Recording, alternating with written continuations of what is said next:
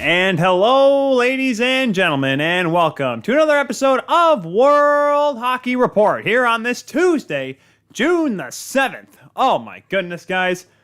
Only one conference finals remains. Can you even believe it? Well, guess what? Unfortunately, some of us can. At least some of us that picked the Colorado Avalanche to win in 5 games. We'll discuss all of that nonsense and more on another jam-packed episode of WHR. I am your host today, the insider of the insiders, Tyler Kuehl, here live from the Pro Rock Hockey Studios here in my hometown of Grand Rapids, Michigan. We have so much to get to today, guys. We got a lot of news and notes to talk about. We got the Oilers done like dinner, done like a good, hard, well-done steak dinner. Doesn't taste good at all. You need to add like a pound of steak sauce to make it taste even decent. That's how bad it is for the Oilers. The Avalanche, though, for the first time in over 2 decades, they're going to the Stanley Cup Finals, and we'll talk about Game 4 tonight, Tampa versus New York. Big game for the Bolts at home. Have a chance to tie the series. New York, though, a chance to split and move on to at least have a chance to clinch on home ice, something they have not done in 8 years. A little bit more recent than the Colorado Avalanche. But we're not going to be just talking with me today. No. And obviously you folks that are jumping in the chat as well, be sure to do so because it's going to be a fun chat to be a part of today because we got a lot of great guests today. Eric Friesen's coming on from the Heavy Hockey Network. That's right, 99 Forever podcast host will be joining me to talk about the Oilers, what's next in Edmonton, and then later on, my buddy, fellow broadcaster Peyton Turnage will jump on in here as well. We'll talk about the Avs and as well as get ready for tonight's game. And as well, if you're watching us here on the Hockey Podcast Network and or 12-Ounce Sports, you see the fact that we are going to cap things off with ESPN's Greg Wyshynski coming up at the bottom of hour 2. So, lots to get to today, guys. Like I said, jump on in the chat room if you're watching on 12-Ounce Sports and or the Hockey Podcast Network on YouTube or Facebook. And be sure to share the show as well and follow us at World Hockey RPT on Twitter, Instagram, Facebook, TikTok. Yep, we're on TikTok too. It's a thing. We're there. And you can follow me as well, the Inside of the Insiders, Tyler Kuehl, at TJKU29. Sean Butcher, the Peanut Butter Man. I am well today, sir. Thank you very much for asking. It is low 70s, so about 22 or 21 degrees Celsius for a lot of our friends north of the border. It's not too bad outside right now. It's getting warmer and a little more humid on the eastern seaboard, so it's a little painful. I actually had to turn on the AC last night. Was not too pleased with that. Also, I'm at risk of running the water in the morning to water the grass. Home ownership, folks, it's a wonderful thing. How are you doing today, Sean? Hope you are doing well in your neck of the woods there in Kentucky. But like I said, guys, we have a lot of fun stuff to get to today here on this program. Like I said, bottom of hour 1, Eric Friesen coming on. And then the top of hour 2, Peyton Turnage later on. Greg Wyshynski from ESPN. So with that, we'll get to we'll get to some news and notes here in a second. But right off the top, guys, I got to remind you, Stanley Cup playoff time in the National Hockey League. And if you want to save some money for those Stanley Cup playoff tickets, wherever you are getting them from, be sure to go to SeatGeek right now and use the promo code WHR when checking out. Simple as that on SeatGeek. When you use the promo code WHR, you'll save $20 on your first purchase at SeatGeek. So be sure to check them out, guys. It is a good way to save a few bucks. Sean, you're doing great. Good to hear. Good to hear. Hopefully the peanut butter is smooth, not crunchy. So let's get to some news that happened over the weekend and a lot today. I'll be honest with you. We had quite a bit that happened over the last 24 hours and change. Bruce Cassidy, fired by the Boston Bruins. Now, I don't know how to look at this one here. This is, it's the first time in, gosh, how many years has it been since Boston's been knocked out in the first round? 2017? No, it would have been 2018. It's been a while that the Boston Bruins have been eliminated in the first round of the Stanley Cup playoffs. Yet, here we are. And listen, guys, I'm all for, change, trying to find something new, trying to find something that works. But at the same token, what has Bruce Cassidy done wrong to earn this? Or the inevitable word here, or the inevitable phrase here with a word at the end of it that we could use, are the Boston Bruins going in a different direction? This is a bummer that this did not happen last week because this has been a great thing to talk about with Adam Brownie from Morning Skate. This has been a perfect guy to chat about this with because I'm curious to see what the plan is for this hockey club. I'm really I'm concerned to know what they're going. I mean, obviously David Pastrnak is, there's whispers that he might get traded, but I really don't think so. And obviously we're still waiting to hear on Patrice Bergeron, who, by the way, won another Selke trophy. It was awarded on Friday. My goodness, this guy he racks them up like Pavel Datsyuk used to back in the day. Butcher says, I agree with you. Why would you like to fire a coach that got you to the Stanley Cup Finals? I will say this, though, Butcher, that was 3 years ago. And unfortunately, in today's age, not just with social media, society, what have you, hockey and sports as well, it is a what have you done for me lately sort of thing. But at the same token, to your point, it's not like the Bruins have been bad. They have not missed the playoffs since 2016. Right? 2016, right? Because I think they made it in 2018. Yeah, right. Because they made it to the second round at least because they beat the Toronto Maple Leafs. Duh.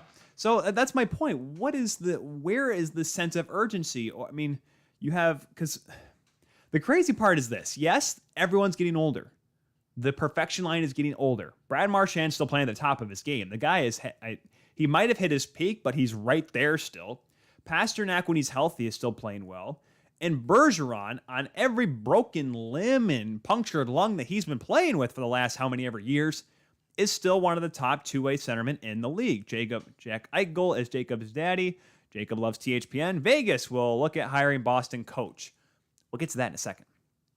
I wonder, though, this team's not bad because look at the goaltending situation they have. In terms of underlying numbers, Linus Ullmark and Jeremy Swayman might be quietly one of the best tandems in the NHL. And Swayman, by the way, just finished his rookie season. Why in the world would they go out on a limb and rebuild when they have young players and they're young goaltenders in the system, a legitimate number one candidate now as one of their goaltenders, a couple of good young studs up front. Yes, we know the story with Jake DeBrusk, but you have Charlie McAvoy on the back end. And yes, the defense is getting weaker by the year. Matt Grzelcyk included, I understand that. But if you can retool, or as David Poile of the Nashville Predators likes to say, competitive rebuild, why not give that a shot? Why not keep going with it? Because here's the thing. Yes, and if we look at the Atlantic Division, it's getting more and more compact and a little bit tighter. Because you're telling me that the Detroit Red Wings and Buffalo Sabres will not be a little more competitive next season? I know Buffalo's got to figure out their goaltending, but boy, they have a couple good prospects coming through right now, right? So let's hold on that. And Detroit made some great strides. If they just had not tailed off in the second half of the season, they probably would have been within, maybe 10 or so points of a playoff spot. They have Alex Nedeljkovic, who, but once again, I have to say this was his rookie season, Alex Nedeljkovic, by the way, and certainly was the better of the two goaltenders in Detroit. They have Mo Seider, who should win the Calder, Lucas Raymond, who could have been a candidate for the Calder, and you still have Dylan Larkin there. Tyler Bertuzzi, despite him not getting a COVID shot or whatever, is still a very talented player, and they have good leadership there. They're going to be getting a new coach here soon. I'm just saying the Atlantic Division's getting tighter, but to that point, it's going to be interesting to see where the Bruins stack up now, because you don't want to do a rebuild because I think you'll fall off really quickly. You're going to catapult to the bottom of the Atlantic Division standings before you know it, because I still believe while it's compact towards the top, I feel like there's going to be more Metropolitan Division teams that might be in the mix next year for a playoff spot. City of Life Project, how you guys doing? Jack Eichel says Swayman is probably the best young goalie drafted in the last 5 to 6 years. Hard to argue with that. We see Pyotr Kochetkov getting some time with the Carolina Hurricanes, but in terms of really making an impact and being possibly a number one goaltender right off the hop, you're right. I would go Swayman as well. Emoy, hello there. Emoy is got the Colorado Avalanche little avatar there. He must be having himself a day going to the Stanley Cup Finals for the first time since winning it all in 2001. We'll get to that conversation later when we talk with Peyton Turnage at the top of hour number 2. Just like I said, guys, in 20 minutes time, though, we'll be talking with Eric Friesen, getting ready for the Edmonton Oilers. They're trying to figure out what the heck they're going to be doing later on. So Bruce Cassidy fired. You saw Jack there saying that possibly Vegas. I saw a couple tweets last night. I'm going to get this right out of the way. A couple people came out and said, this is why the Bruins need to hire Mike Babcock. Yes, hire Mike Babcock, the guy that Cassidy beat in back-to-back playoff series, never won a playoff series with the Leafs. Oh, and by the way, it's a bit of a jerk. So I'm just saying, calm your talks with the guys that aren't coached. It's the same discussion whenever someone says, we should hire John Tortorella. No, nobody should hire John Tortorella. Not even a federal hockey league team should hire John Tortorella. That game was indeed crazy. The Beer Sports Whatever podcast says, hi, I sub. Did you sub? I always sub.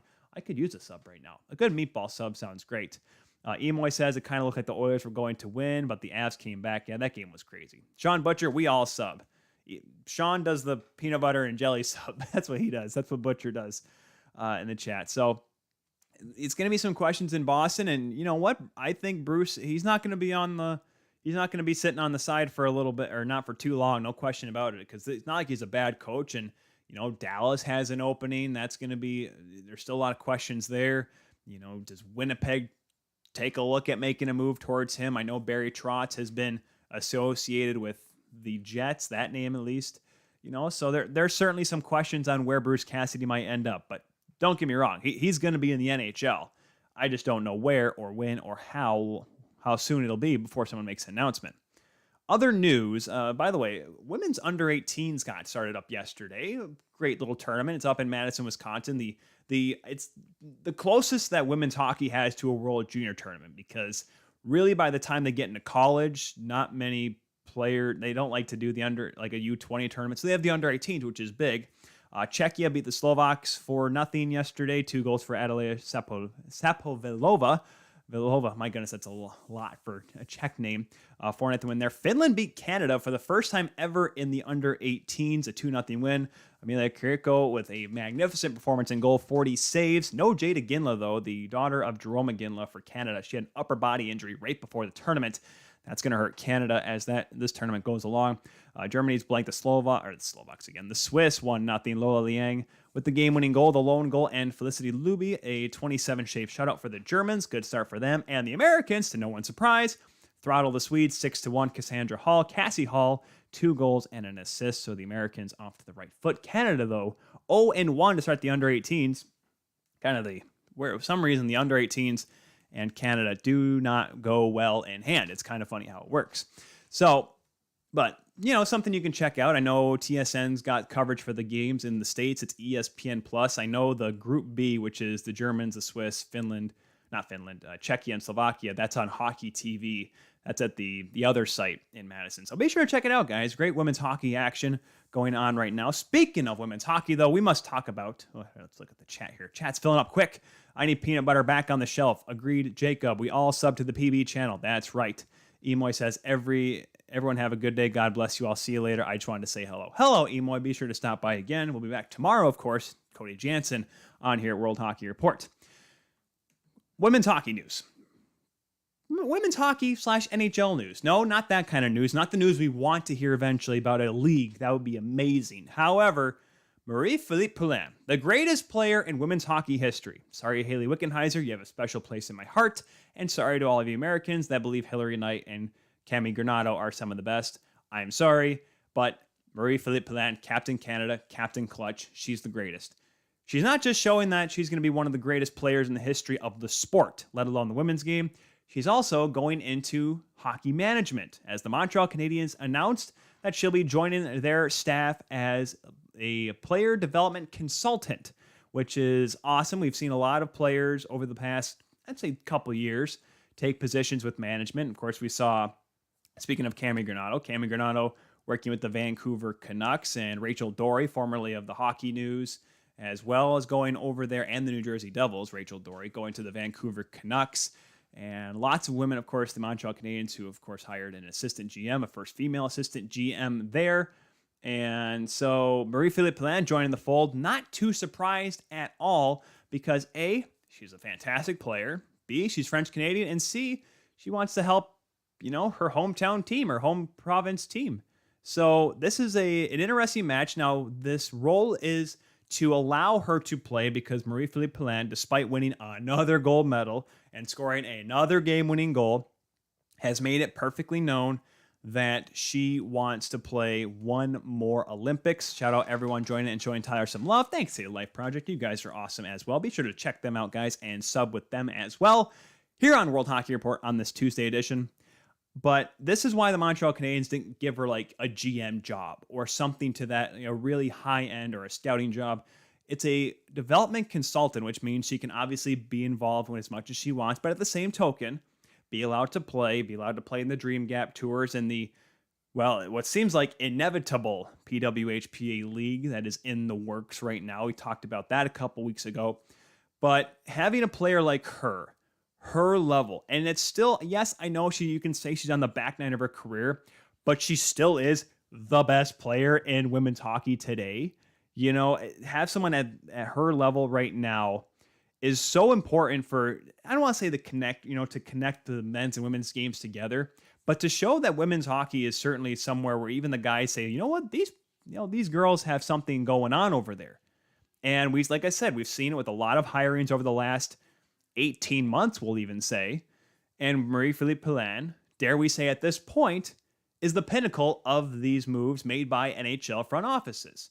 Now, we don't know, and Doc is going to be like, oh my goodness, Laval, Rocket de Laval is going to be the best team in the American League next year, and Montreal is going to go, 7 for 7 with their draft picks. They're all going to make the NHL next year. That's not necessarily the case. It's a development role. She's going to help advise a lot of these young kids, and I will say kids because guess what? Philippe Poulain's played for a few years, so she knows a thing or two about playing at high levels of hockey, and she can help these young athletes and young prospects along to becoming excellent NHLers in some form or another. So I'm really excited to see what she does and how she impacts the Montreal Canadiens. BC Hockey Podcast. Hey, THPN. Hello to you as well. We had a question of the day, and we're going to talk about it a little bit later with each of our guests. The question of the day that we threw on World Hockey Report's Twitter earlier: how many points would Connor McDavid and Leon Draisaitl have combined for if they had not been swept by the Colorado Avalanche? Right now, as it stands, just under 50% have voted for over 80. As we came in, I believe it was 65. I think it was that they ended with 33 points for McDavid, 32 for Leon Draisaitl, which is still incredible, knowing the amount of pain he was playing through. A lot of people said over 80. A few of you said 200. I put 200 in there just to be for fun. But hey, you never know. If they played Tampa Bay and they went wide open hockey, sure. If they had 3 more games with the Colorado Avalanche and games like last night and game 1, sure, 200 points would be possible between the two. We have our first 100-point players in the Stanley Cup playoffs in one season. But man, I tell you what, guys, this has been a very fun series. We'll talk about it in just about a little over 10 minutes time. We're going to talk to, like I said, Eric Friesen from the 99 Forever podcast. We will get into what the Oilers have done, what they need to do in the future here, because it's going to be a tough off season for them. No question about it, because you had another year where they fell short. And yes, is it their best season since 2006? You're right. It is. Best season since they made it to the finals 16 years ago, but albeit.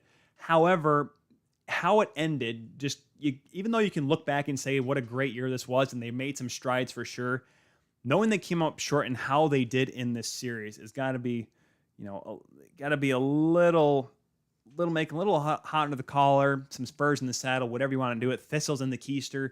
I don't know what you ever want to say, how to describe it. Edmonton fans probably right now are a little bummed. Butcher says probably over 100 points. Not a bad guess at all. Elvin Ferdian. I hope you say it right, Ferdian. Hello. Griffin Ramsdale says, go Avs, go. Griffin's happy for the way his team played in the first 4 games, and the only 4 games of the Western Conference Finals, as they have some time off now to rest up. And a couple things we'll mention when we get to Peyton Turnage later on, too. Nazem Kadri underwent successful thumb surgery. Now, which pretty much means that the playoffs, which will start next week, given how this is shaping up to be, because obviously they're going to have to go 5 games minimum in the Eastern Conference Finals, which we'll also talk about later on, Nazem Kadri will not have a fully healed thumb by the time the finals come around. However, how much pain will it be? Because obviously, what Leon Draisaitl did, I still don't know. Like, it's one of those things where I can't figure out how you play through a sprained ankle. As a former goaltender, no, not a chance. We couldn't even be on the ice. We'd be worthless. Leon Draisaitl somehow pulled it off. Now, a fractured thumb, though, and I believe it was his left hand. Someone might have to correct me on that. When you're holding a stick, you need all 5 fingers. You obviously have them loose, but if you have a thumb that's not quite working correctly, that affects how you handle the puck, how you hold your stick, how you catch a pass, and of course, how you shoot the puck, both backhand and forehand, especially the backhand, because you're putting more stress on your thumbs than you are the other 5 fingers on your backhand compared to your forehand. So that's going to be an interesting thing going here for the Colorado Avalanche, because I really think that obviously it's a good thing that the Avs were able to win last night, get it out of the way. Yes, I know the Oilers didn't have Kane, but losing Nazem Kadri, could have really hurt them in Game 2. It could have really have done a number in Game 4. In Game 3, it could have really hurt them if Nazem Kadri was unable to, or if they were able to pick up the slack. JT Compher doesn't score the goal in Game 3, and obviously everyone in the big guns, including Cale Makar, put up a great performance last night. How long would it be till it affects the Colorado Avalanche that he's not there? Because we've talked about this in spades, guys. Nazem Kadri in 2018 gets suspended. Leafs lose in 7. Yes, he was there for Game 7, but he missed a few important games that he would have been great if he was there for. 2019 got suspended the last 5 games of the series, 4 or 5 games of the series, because he saw the red mist again. Leafs lost in 7. Last year against St. Louis, Dome's Justin Falk, they get through St. Louis. That was relatively easy, but they really missed him against the Vegas Golden Knights. So the fact that the Colorado Avalanche were able to win those 2 games, Games 3 and 4, without Kadri, because he got knocked out pretty early in Game 3, shows that this team has been able to find ways to win games without him. However, in a series that might feature either the 2-time defending Stanley Cup champions or this weirdly odd juggernaut with a really darn good goaltender, New York Rangers, it's going to be hard for the Avalanche. They're going to be missing something if 91 is not in the lineup. So we'll obviously keep our eyes and ears open for Kadri. Myself personally, I saw him come up from the London Knights through the Toronto Marlies, through the Leafs, to being one of the best centers on the team. I remember the famous game during the 16-17 season when he pretty much mugged Connor McDavid. And I remember that, and I said to myself, man, this guy's it. Kadri for Selke. And, that was the closest he came, I think, to that award in his career. And now he's having a career season, a great playoffs, and I hope he's able to come back and, I don't want to say be a shell of himself, but be effective enough to make a difference. Hey, Elaine, that's what City Life Project says. Hello, Elaine. So, yeah, this is going to be it's going to be an interesting development. Obviously, the time off certainly helps indeed. And we'll talk about Eric Friesen with this as well. He says Elvin. I'm about to say, I'm like, who's Elaine? Hello, Elaine. How are you doing? Sean Butch says, although an Avs fan myself, I think the Rangers beat the Lightning. If the Rangers beat the Lightning, we are screwed. Okay, we are screwed. You've got the apostrophe there, Sean. Don't mean to be a grammar Nazi here. If we get Kadri back, maybe not, but their goaltending is elite, and ours not so much. That's going to be something we'll talk about with Peyton Turnage too. Frankie or Kemper? Because Kemper obviously backed up last night, seems to be healthy, and I remember I was listening to the radio the other day. Peter Baugh, the athletic reporter for the Colorado Avalanche, pretty much said that it's Franco's net until he loses it. Well, it wasn't a great game for Frankie last night, even though Colorado came out on the winning end. We'll obviously have to see what the decision is from Jared Bednar, even though Franco's, knock on wood, has had the better numbers compared to Darcy Kemper. Like I said, that'll be discussed in Hour 2, the top of Hour 2, 2 o'clock Mountain Time, 4 o'clock Eastern Time, when we have a discussion with Peyton Turnage. In just a few minutes' time, we'll be talking with Eric Friesen to talk about the Edmonton Oilers. We'll talk about the performances of both Connor McDavid and the heroics of Leon Draisaitl and trying to figure out how the heck it happened. We'll get to Darnell Nurse. We heard that he was playing with a torn hip flexor, and if anyone's ever had any hip problems before, it's not comfortable, let alone to be able to play 30 minutes a night. And we'll obviously have to talk about their defense. And obviously Mike Smythe as well. And we'll get into what's possibly next for the Edmonton Oilers this coming offseason for Ken Holland and, of course, Jay Woodcroft. Jay Woodcroft's the coach, and, he's an intern basis, but boy, he certainly did some stuff and things for the Edmonton Oilers. That's pretty much all it for the news today, unless something came up that I missed. There's a great chance that could have happened in the last 25 minutes of me rambling. But yeah, I forgot to mention, Lady Bing winner was announced. Kyle Conor of the Winnipeg Jets gets that award. Congratulations to him. Kyle Conor, a Michigan boy, University of Michigan, not graduate, but former University of Michigan player, which is pretty much seemed to be the thing of having guys at Michigan play for 2 years and go to pro. We've seen that even this year with Owen Power and Kent Johnson, Matty Beniers. Who else? Sam Mcdavid gets signed. I think it's Nick Blankenburg. Well, Nick Blankenburg was a senior. Long story short, guys that play, they end up going to play in the NHL before graduation. Actually, some signing news here before we go to break. The Dallas Stars signed Dennis Gurianov to a 1-year, $2.9 million extension. Now, Gurianov, since that 2010 run to the Cup final, has been a little underwhelming. So this is a, hey, show us what you got, kid, kind of year for them. Now, yes, Dallas is certainly in a spot that makes things a little interesting. We don't know how long can the veteran core keep going. There's going to be obviously maneuvers and subtractions from this year's team compared to what's coming up next season. What's the status of Braden Holtby? Where are we? It's probably not going to see guys like Alex Radulov and whatnot. Jake Ottinger is going to be there when we know the part near heroics that he played against the Calgary Flames. My goodness, that was a wild effort by the young man from Boston University, excuse me. Jack Roslovic signed a 2-year extension with the Columbus Blue Jackets. That had an AAV of $4 million a year, so $8 million over the next 2 seasons with the Blue Jackets. Roslovic, another guy that, it was kind of a tough way to end, tough go in Columbus last year. Then again, it was for really everybody, even though they had a great start to the year. Second half, though, really tailed off, fell down the Metro Division standings. Then again, pretty much everyone kind of fell off in the Metro the entire Eastern Conference after the American Thanksgiving. So we'll certainly have to keep our eyes and ears open to see what else comes out of Columbus. That'll be a lot of the things we'll discuss certainly in the off season. So with that, we are going to take a quick break and we will get into the Edmonton Oilers. We'll go deeper with them. We'll talk about their loss last night, the crazy game that it was. Leads changed. Colorado takes the lead. Edmonton rallies back to tie it, but then Arturi Lehkonen, of all people, does it again, sending his team to the Stanley Cup Finals this time. The Colorado Avalanche. We'll get into that discussion. We'll get to the Avs, like I said, later with Peyton Turnage and Greg Wyshynski, who's also coming up at this show. ESPN's Greg Wyshynski is coming on the show, guys. I'm sorry. Got to kind of smile a little bit myself. We'll be back, though, with Eric Friesen from Heavy Hockey Network and the 99 Forever podcast next on World Hockey Report.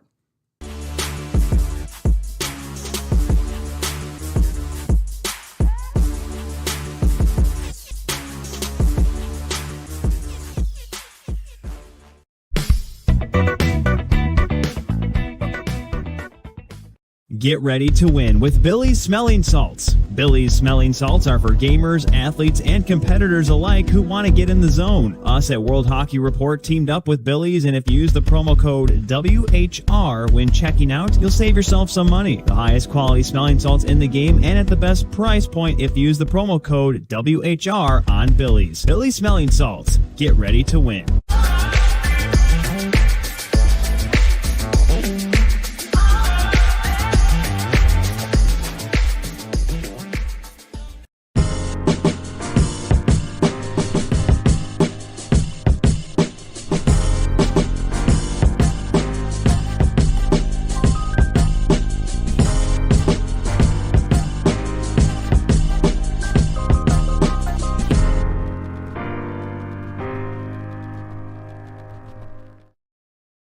Hockey fans, the pursuit for the Stanley Cup is on, and DraftKings Sportsbook, an official sports betting partner of the NHL, has an unbelievable offer for the most exciting playoffs in sports. New customers can bet $5 on any team to win and get $100 in free bets no matter what, win or lose. Looking to turn a small bet into a big payday during playoffs? With DraftKings same-game parlays, you can do just that. Create your own parlay by combining multiple bets like which team will win, how many goals will be scored, and more. It's your shot at an even bigger payout. DraftKings is safe, secure, and reliable. Best of all, you can deposit and withdraw your cash whenever you want. Download the DraftKings Sportsbook app now. Use promo code THPN. Bet $5 on any NHL team to win and get $100 in free bets no matter what. That's code THPN at DraftKings Sportsbook, an official sports betting partner of the NHL. Minimum age and eligibility restrictions apply. See show notes for details. It's Stanley Cup playoff time in the NHL, and if you want to save some money on your next ticket purchase, sign up for SeatGeek. SeatGeek and use promo code WHR when checking out. It's that simple on SeatGeek. When you use promo code WHR on your first purchase, you'll save $20.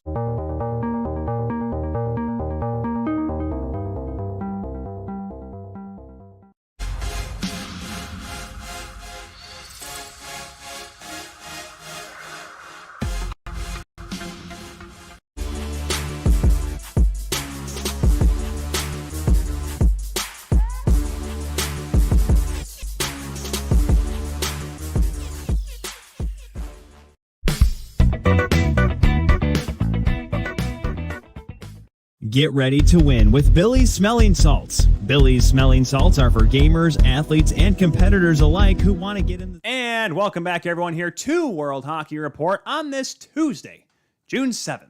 Yes, hockey in June. Just for any of you Washington Capitals fans in the chat, happy Capitals Cup Day if you are one of those who celebrates it. From the folks who see now, not so much. Andrew Bouchent's jumping on in the chat there as well. Thank you, Andrew, for hopping in. Sean Butcher as well. What are we talking about? Hockey. Don't worry, Andrew. We're not talking about peanut butter anymore. Sean, we got through that already this show earlier on.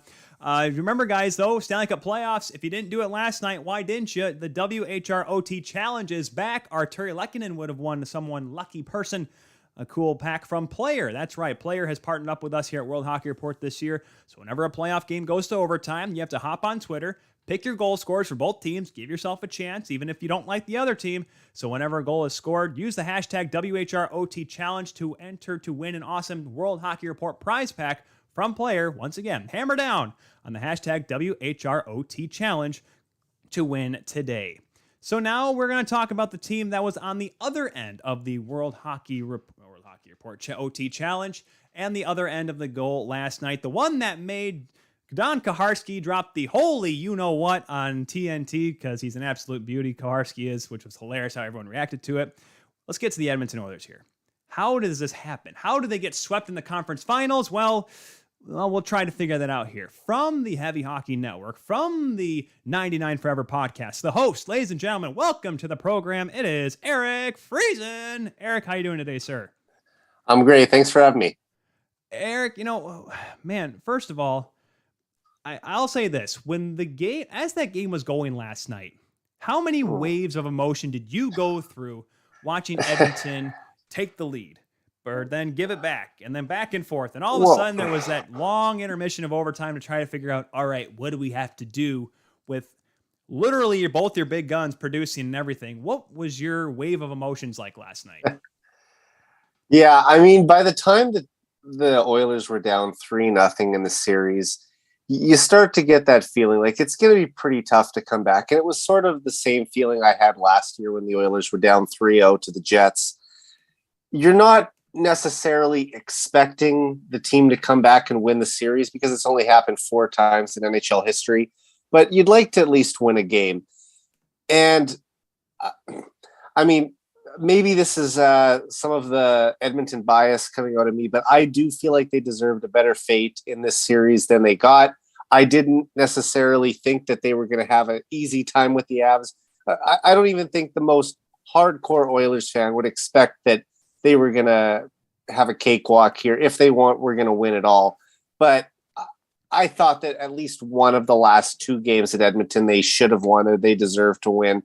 And it comes down to a bad bounce here or there that doesn't go their way and ends up in the back of the Oilers net. And last night, especially, like you said, they had a pair of 2-goal leads in the third period. And you felt like, okay, well, we're at least going to get one and send it back to Denver and kind of extend this playoff run a couple extra days. But ultimately, the Avs prevailed there in overtime. And it was a tough pill to swallow. But you know what? I feel very I'm trying to think of how to describe this. I don't have the same sense of disappointment that I did the past 2 years when the Oilers were a first round favorite and were upset. This year, they made it to the conference final for the first time in 16 years. And I don't know, I'm just very positive about this season overall, despite the obvious disappointment last night. Spoken like a true Maple Leafs fan. That's exactly how we all felt after the Leafs were eliminated by the Tampa Bay Lightning, who, like we talk about, we'll get to Game 4 later on. We have a couple other guests coming on today's show talking Rangers and Lightning. But we're here with Eric Friesen right now. Eric, I mean, the game, I mean, you're right. You know, they made it to the conference finals. It's the furthest they've made it since 2006. We mentioned that. But, you know, how disheartening is it, though, when you have the performances of Leon Draisaitl and Connor McDavid? Like, there's a chance, Eric, that these two guys could lead playoffs in scoring and might not even play in the finals. You know, I've made this joke before, and I think a couple of other Oilers fans have too, but is Connor McDavid still in the running for the Conn Smythe if his team doesn't make the final? Because there have been a few players in hockey history who have won the Conn Smythe on a losing team in the final. But, you know, it would be something for a guy who didn't even make it out of the conference final to end up still leading the league in playoff scoring. So that would be kind of a cool thing for Connor to accomplish if he does get it. I mean, because I remember I made the joke because, you know, we're talking about the Colorado Avalanche making it to the finals for the first time in 21 years. The following year after that, Peter Forsberg, who got eliminated, who didn't play the entire regular season in 01-02, led the league in playoff scoring with 27 points in the 3 rounds, still led after the finals were said and done. But since, you know, his team didn't make it to the Stanley Cup Finals, Patrick Waugh decided to play the second worst game of his career against the Detroit Red Wings. He didn't get a chance to be in the running for it. So I wonder if the NHL will make an exception, but, you know, it'd be kind of weird to have a guy in a suit come out. You know, Gary Bettman's like, this has been a great season. The Conn Smythe Trophy winner is Connor McDavid. Yeah. And just hear everyone booing. And you're like, that's why not? They'll have a whole John Sebastian Jaguar thing all over again. They'll start booing, start throwing stuff at the poor kid. And, you know, we can't have that in the NHL. Make us look like a bunch of hooligans, Eric. Yeah, and you know what? Now that you say that, I remember that game between the Avs and the Red Wings in 2002. I believe that was the one where Patrick Waugh famously lifted his glove to show that he had the puck in his hand, and it fell out. That was Game 6. Yeah, that was right before. Was it Game 6? Yeah. And then Game 7, it just snowballed from there into Game 7. Yeah, it's a tough break. I was 13 at the time, and I remember that playoff run. But yeah, tough break for the Avs that year. Ultimately, although I'm not their biggest supporter today. So, man, it was certainly a very that whole series was interesting because I remember that very vividly because I remember most of '98. I don't remember a whole lot of '97 when I was a kid because, like I said, I was born a Red Wings fan. But 2002 for some reason, right? I remember almost everything that happened in those playoffs. But we don't need to talk about the Red Wings. That can be an off-season thing, and you know, whenever they actually become a playoff contender. But you know, for the Oilers here, the discussion seems like, Eric, this is a lot to do with number 41 in goal. And, you know, he's signed for one more year. And I'm gonna play a little devil's advocate with you, Eric. Mike Smythe made some huge saves and put together some great performances in the playoffs. However, that said, it's, you know, throwing the puck up the middle against Dallas or against LA. It's throwing the puck last night off against the referee. It's the JT Compher 5-hole goal. The Mikko Rantanen 5-hole goal last night. I mean, it's the gaffes that are so huge because, unfortunately, Mike Smythe, as we've seen over his entire career, let alone with the Edmonton Oilers, it's amazing save, goalie goal, all these crazy stops to drag Arizona or Phoenix to a conference finals, 2 horrible gaffes, long-range goals from the other end of the rink. Like, it's 2 parallels with Mike Smythe. I mean, should the Oilers test the goalie market this offseason? Oh, yeah. I mean, they don't have a lot of money to work with, first of all. So Ken Holland's going to have to get a little creative with how he spends his dollars. And I could see him trying to unload some contracts like Zach Cassian. There was reportedly some interest from a couple Eastern Conference teams in him last summer. So maybe they go down that avenue again and see if someone would trade like a 5th or 6th round pick just to get his contract off the books. You have to look at doing things like that. Maybe even Tyson Barrie, Warren Fogle, because they have contracts of their own that they want to re-sign, let alone trying to upgrade this roster. But for a guy like Mike Smythe, you look at his save percentage in the playoffs, .913, pretty solid overall. You know, just a little below what you would consider elite at .92. But then you look at his goals against average at 3.38. So it's like the save percentage is good, but the goals against is just, you know, it's too high to go, you know, all the way. And when I think about Mike Smith, it's basically how you described it. He's capable of having stellar performances between the pipes, and then he can also have some really off performances. And it doesn't necessarily matter if he is playing lights out the whole game, if he gives up a squeaker or a bad one later on. I mean, I think to that 9 minutes of power play time that they killed off in the first period last game, just to let in, a weak 5-hole goal in the third period. It's like, you did all that work, you killed it off. And then to have a goal go in like that, or the one that went in off Nurse's stick in the first period, it's like just such a bad break when you work so hard to kill off all that time, and then just a lucky one goes through. And you never know what you're going to get with Mike Smith. I've watched him for 3 years in Edmonton now. He is capable of having these really strong performances, but it's just the inconsistency that kills him. And with that, because he signed for one more year, and they do have a potential prospect in Stuart Skinner. I got one chance in Grand Rapids to razz him a little bit this year when he was playing for Bakersfield. That was a very interesting interaction he had. Hello, Zoe, Katie Cat, jumping on in the chat. Thank you very much so much. Sean Butcher saying that goaltender should stay in their net. That's a Steve Dangle quote. Stay 10 the goal. Here's the problem. You have Skinner that has to clear waivers next year, and you still have Meek. I mean, it's hard because does anyone Koskinen's not coming back. Yeah, because you can't have Koskinen coming back. But here's the problem. With his production, you're going to have to retain. And then with Mike Smith, same thing. If you want to trade him, you're going to have to retain, because even at his cap hit, no one's going to really want to take a going to be 41-year-old goaltender. And, it's almost like you're going to have to trade for a goaltender if you're Edmonton to at least, try to get some relief with these guys. There's a chance they run with 3 goalies next year, too. I mean, I know it's not ideal, but they could still have someone in the press box in one of those black ace spots. I do think that there are going to be a number of goalies out there that they can take a run at in the offseason, whether it be by trade or it could be in free agency. Darcy Kemper, I know that they had interest in. They could go for him again. He also grew up in just a couple blocks away from where I lived growing up, so I knew Darcy, as well as, Husso from St. Louis. There's going to be guys out there that they'll pursue, but I think that they do want to give Skinner a decent amount of playing time too, hopefully 25 to 30 games. This is a guy they've been developing in their system for 5 years now, and he's ready to take a step forward. And he's not waiver exempt next year, I should say. So he has to be on the main roster. They can't send him back to Bakersfield. Right. So looking at it from that perspective, you do want to get that upgrade in goal. I think that's such an important thing. You look at the teams that go far in the playoffs normally, they do have that consistency between the pipes. So I'm hoping that the Oilers will be able to find the money to address that this summer.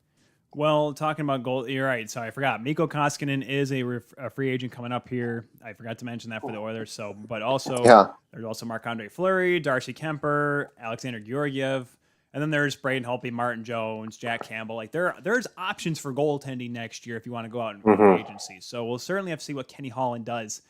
But it's hard to say. I mean, if you look at up front, the Oilers seem fine. Like, this was the first year we cannot say that the scoring depth was an issue for the Edmonton Oilers. Zach Hyman puts up 10 goals. I mean, I love Jaime, not just because, he's not just because he was a former Leaf, but also he went to the University of Michigan. So I got him there. He's a good Michigan boy there. And Evander Kane, we still have to see what's going to happen with the contract situation and with San Jose. Is he going to get sent back? There's all these possibilities with him, but he scored 13 goals in the playoffs despite missing the last game as well. And Ryan Nugent-Hopkins played well. We saw McLeod really step up in spades. But the blue line, that is, we mentioned Tyson Barrie, mentioned Warren Fogle. Like, there needs to be an adjustment on that blue line. And of course, we find out today that Darnell Nurse was playing with a torn hip flexor. So if, that's your number one guy on defense, I mean, it seems like Kenny Holland's number one goal outside of a goaltender is, all right, we need to make our blue line a little bit better, right, Eric? Yeah, and one thing that the Oilers really didn't have throughout that decade of darkness was any consistent puck movers. And I think the Oilers do have guys who can transport the puck up ice now. Like, I really think that Brett Kulak was a nice addition for this team. Philip Broberg could be breaking into the roster next year. And, he's a prospect that they have high hopes for in the future as well. So when I look at a guy like Bouchard, future power play quarterback, Darnell Nurse, when he's on top of his game and healthy, he can be a steady rock back there. But you do need another guy who is a fully complete defenseman, hopefully with a little bit of size, who plays, the majority of his time focused on his own defensive end and then off scoring, because they do have enough offensive weapons from the back end as well. Who knows if Keith's going to be back? Like, he has 1 year left on his contract, and there's been rumors he might retire. So we'll see how that all plays out. But yes, addressing the blue line and getting another defenseman in would be a good situation for them. Like, if they do trade Tyson Barrie, maybe they get back a guy who's not as offensively inclined, but he's someone who can take care of his own end a little more.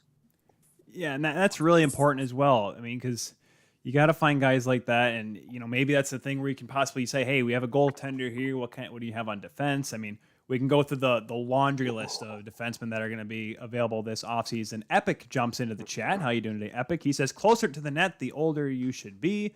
Ken Holland. At least that's what the paraphrasing is. It seems like with the amount of older guys, but I mean, Cody Ceci was a guy that was in there as well. A guy that's I thought played better than what he had when he was in Toronto, and then of course, he was a welcome surprise. Sorry to cut you off there, but Oiler fans were down on that contract last summer, and I think he exceeded expectations this year. He was probably one of the most consistent. The bar was pretty low. The bar was low. The bar was low, but for what he gave, like, he had a career high in points this year. So I mean, like, and I thought that he played pretty well in his own zone as well. So, I don't think that anyone was really disappointed with how Cody Ceci performed. But yeah, they definitely do need another guy on the right side. It's hard because once again we go into the cap world, and while the Edmonton Oilers are not as in bad of shape as they were when they initially signed both McDavid and Draisaitl those contracts. But let's focus on Draisaitl here, because Eric, this has been something I've been pondering myself, because last night watching that game, I kept saying to myself, every time he got bumped, not hit, not knocked down, every time he got bumped, it literally felt like I was watching paper mache get doused with water. Like, you just figured, when's he going to fall apart? And he kept going, and he puts up 4 points in the game. And let's be honest, if Edmonton wins, it's the Leon Draisaitl game. That's what that would have been. Even though he didn't score a goal, he might have scored the game winner. Let's be honest. That's how overtime works. But the fact that he's able to keep going and put up 32 points with what might be either a high ankle sprain, a broken something or other, the guy is unbelievable. Oh, I mean, we've been treated to watching this guy 80 times a year for the better part of a decade. But outside of Edmonton, I don't think that there is enough appreciation for how good Draisaitl is. The year that he won his Hart Trophy and his Art Ross Trophy, there were a lot of fans around the league that seemed perplexed by that. How someone who plays on the same team as Conor McDavid could be an MVP. But I'm really glad that the Oilers made it this far and there were as many eyes on him as there was, because I think that this has been the most exposure he's gained in his NHL career.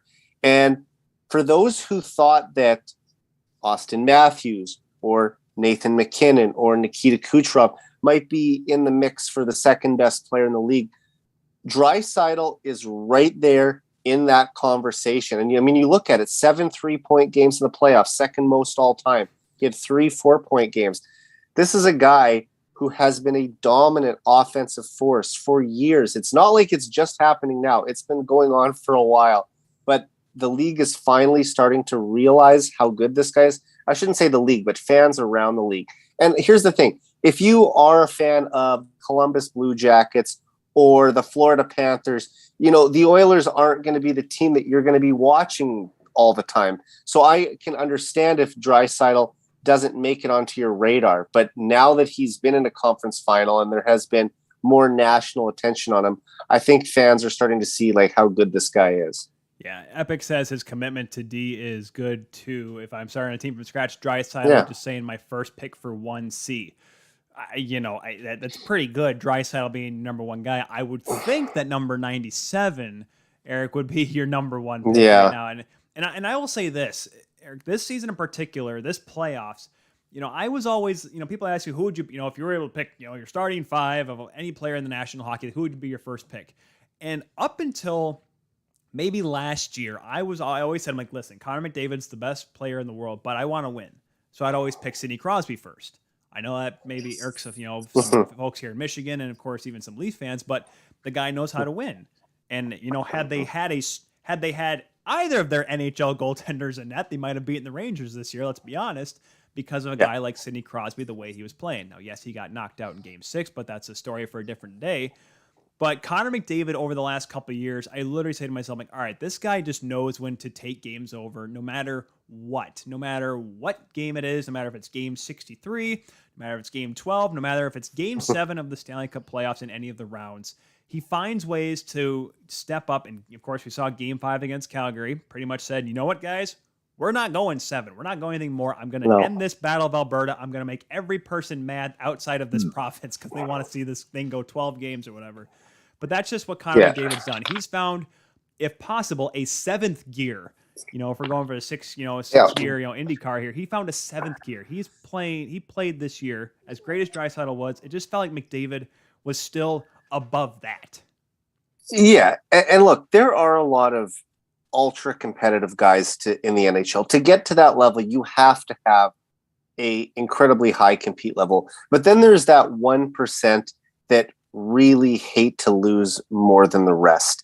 And I put Connor McDavid in that category. Watching the Last Dance documentary that ESPN did a couple of years ago, you got to see how fiercely competitive Michael Jordan was.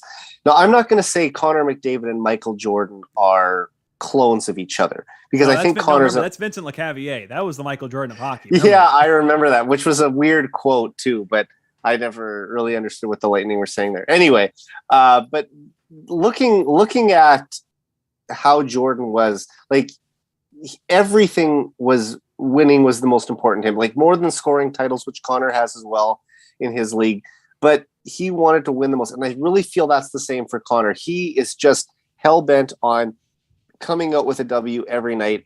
And he's a much better teammate, I think, than Jordan was to his teammates. I'm not saying that they're like, the exact same, but in terms of their desire to win, you see a lot of those similarities, and it cuts him like a knife every time they lose. And you think about, like, he did miss the playoffs 3 out of his 7 years in Edmonton, and 2 of the other years that they made it, they went out in the first round. So for him to get a little bit of team success this year, I think is a real positive. And it's just something that they have to build on from here. And that's been the discussion, of course, for the last how many years. But like we mentioned earlier, the depth is starting to come around a little bit, which is certainly good. But of course, then you're gonna have to worry about guys like Zach Hyman's contract. I mean, at least Zach Hyman signed for a while, thankfully. But we put on the question today, Eric. You saw it. What was your pick between from our question today? How many points would those two guys have had the series simply just gone longer, not just make it to the finals, which they still could have won, obviously, if they'd gone into 7 and whatnot. But how many points do you think Draisaitl and McDavid would have had combined? Well, I think they had 65 when they went out, if I'm not mistaken. They would have finished with 66. They would have gone cold the rest of the series, right? Yeah. Well, no, I mean, if this series is going 7 games, those guys are having an impact. So I mean, they're both averaging 2 points per game through the playoffs to this point. So if they just continue at that pace, we're looking at 3 more games times. I mean, that's another 12 points. So pretty close to 80. So I mean, if you want to round up, they have one big game, like high 70s, maybe 80. That'd be pretty close. Yeah. It'd be high 80s, maybe low 90s. Do you think if the Oilers had made it to the finals and made it a deep series, do you think McDavid could hit 50? Yeah, and I mean, like, here's another thing. In the 80s, Wayne Gretzky hit 40 points in the playoffs 3 times. He probably would have had 50 a couple times if they weren't so dominant and were beating teams so fast. Like, if a couple teams would have pushed them a little longer in series, then we would have had more opportunity to stretch those point totals. But they just ran through some of those teams. As for this year's squad, because McDavid doesn't have the all-star, star-studded cast around him that Gretzky had in his heyday, there's more opportunity for him to score. So because of that, he's out there in more opportunities than even, say, maybe Gretzky was back then, because there were like a second line that wasn't going to be a first line on most teams around the league. So I look at what Conor would be able to do. Yeah, maybe 50 points is possible if they made it to the final. Now, they're going to run into a really good goalie, regardless of what team they played. So that could have slowed them down a little bit too. Maybe just 1.5 points, a more... Oh, no. A point a game in the playoffs. Yeah. Oh, my gosh. It's horrible, Eric. I know. For him, though, like, you know what? There was a stretch in the middle of the season this year when Conor got COVID and when the Oilers were in a slump, and he had 20 points in 20 games. And the talk in Edmonton is like, what's going on with Conor? Now, you look at most guys around the league, 20 points in 20 games is like, wow, this guy's playing unbelievable right now. What a stretch. Today. Yeah. But for him, it was almost concerning. Like, why is he only a point per game player over the last month and a half? And then obviously he turned it on down the stretch and, took the scoring title again. But it's just, it's unfathomable the kind of things that this guy's been able to achieve in the regular season. And I'm glad to see he's doing it in the playoffs. So yeah, I think 50 points he would have had a shot at. Man, I love how you pretty much say, I'm like, well, you're telling me since Connor McDavid plays with worse players than Wayne Gretzky, he had a better chance of breaking Gretzky's records. Got it. No, I mean, that's a real. That's a good point. And there was an all-star team. We mentioned the salary cap. It's going to be hard to ever do something like that too, of having guys like Yari Curry, Mark Messier, Paul Coffey, the whole Hall of Fame on one team. Oh yeah, there was one time when I think it was their 1988 team that 5 of their top 6 forwards had scored 50 goals in the NHL before. So I mean, you're not going to see that again. Like, it's just you couldn't keep a roster like that together. No, because salary cap wasn't a thing back then. It was not. It wasn't a thing until 05-06. I mean, we're talking almost 20 years before that. But that team was so dominant, and they drafted and developed all their guys. I mean, the list of Hall of Famers on that team. So when you look at how much Gretzky was able to produce, like last year during the pandemic shortened year, Connor McDavid set an NHL record for most points on team goals. He contributed to 58% of the Oilers' goals. Wayne Gretzky never contributed to that high of a percentage of the Oilers' goals when he was in the prime of his career. I mean, sure, the Oilers were scoring 400 goals a year, but he was only getting 200. So, I mean, you're looking at a guy who's right around 50. Conor even took that up another notch. So it shows you how valuable he is to the team. No, he was something else. I mean, he was, and that's the crazy part is Wayne Gretzky himself, whether or not trying to save his butt, saying, I'm still better than Connor McDavid, saying Cale Makar was the best player last night. But that's statistically true for sure. But don't worry, folks. I know you see it in the chat right now. It's okay. Don't panic. Eric is not saying that Connor McDavid is better than Wayne Gretzky. We're not there yet. No. Wayne Gretzky is my ultimate hero. He is the reason that I'm an Oilers fan. Obviously, my podcast is called the 99 Forever Podcast. I think it's pretty easy to figure out who I named that after. I'm definitely not like, anyone else who wore, did anyone else wear 99? Like, did anyone else wear it? One guy wore it in the early 80s for a game or two and then switched after that. But I think it has been worn one other time. But I mean, it's a number that's so synonymous with him. Like you hear 99 and you just associate who that number is. I mean, I guess you could say Bobby Orr is pretty associated with number 4. Yeah. But there's been lots of number 4s. There's been lots of number 9s. Back then at John Beliveau. But to your point, yeah. Exactly. Yeah. But there's like 199. So yeah, it's I'm not here claiming that Conor is the greatest of all time. Although I do think that his combination of skills, of speed, vision, awareness, shooting, passing, everything. I think that he has the best combination of all those abilities. And that's the crazy part too, because we'll end on this here. Gretzky never had the hardest shot, had a good shot. I mean, everyone likes to look at that goal in the '88, Game 4 against Calgary, that snipe on Mike Vernon. Granted, Mike Vernon's 5'4", but whatever. and you could just take clappers back in the 80s and you have a good chance of going in.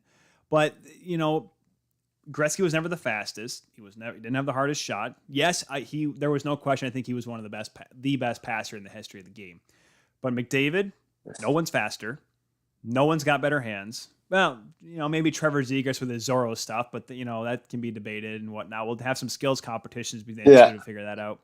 But in every facet of the skill of Connor McDavid, I can't think of any player that has matched his ability. Like Bobby Orr was great. Bobby Orr was fast. He was dynamic, all that stuff. And yes, he was above everyone else at that time.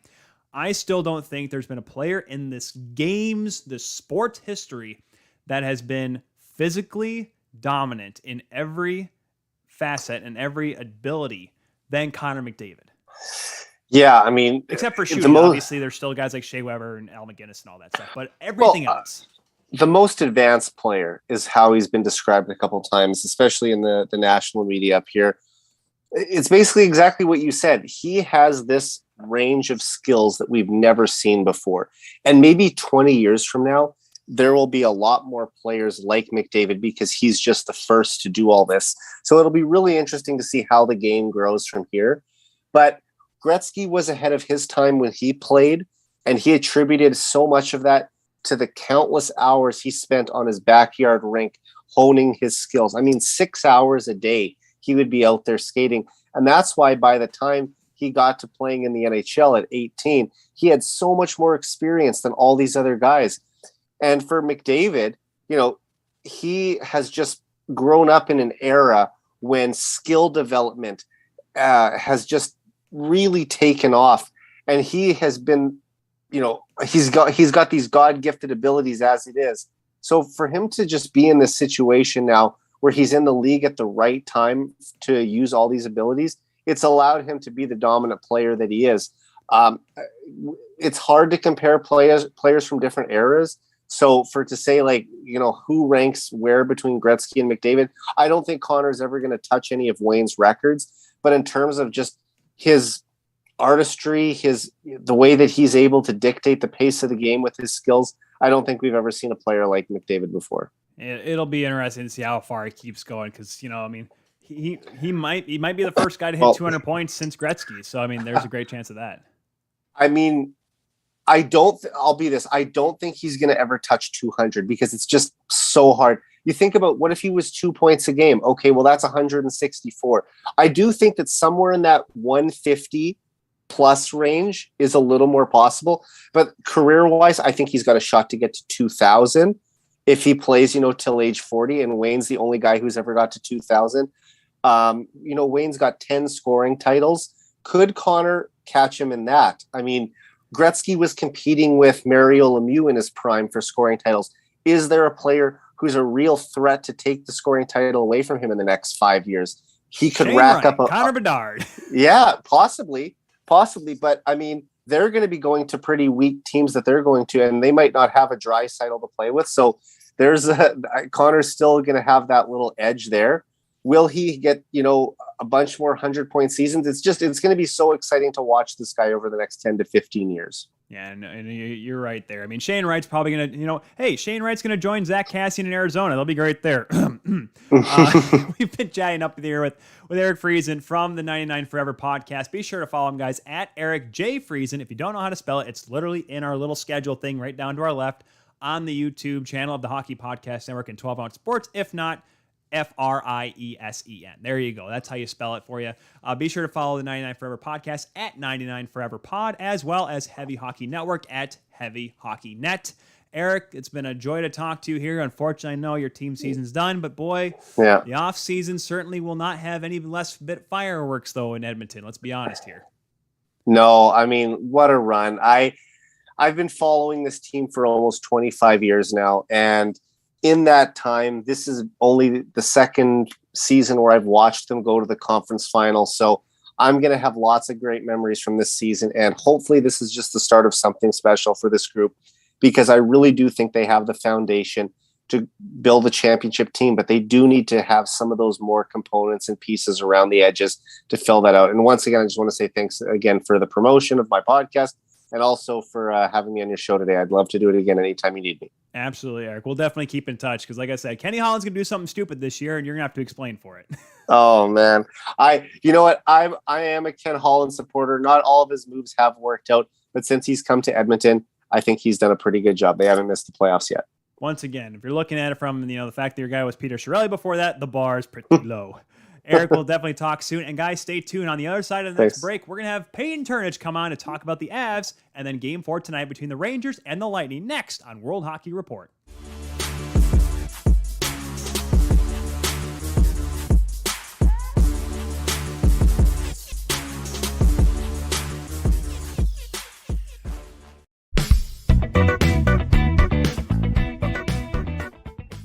Get ready to win with Billy's Smelling Salts. Billy's Smelling Salts are for gamers, athletes, and competitors alike who want to get in the zone. Us at World Hockey Report teamed up with Billy's, and if you use the promo code WHR when checking out, you'll save yourself some money. The highest quality smelling salts in the game and at the best price point if you use the promo code WHR on Billy's. Billy's Smelling Salts. Get ready to win.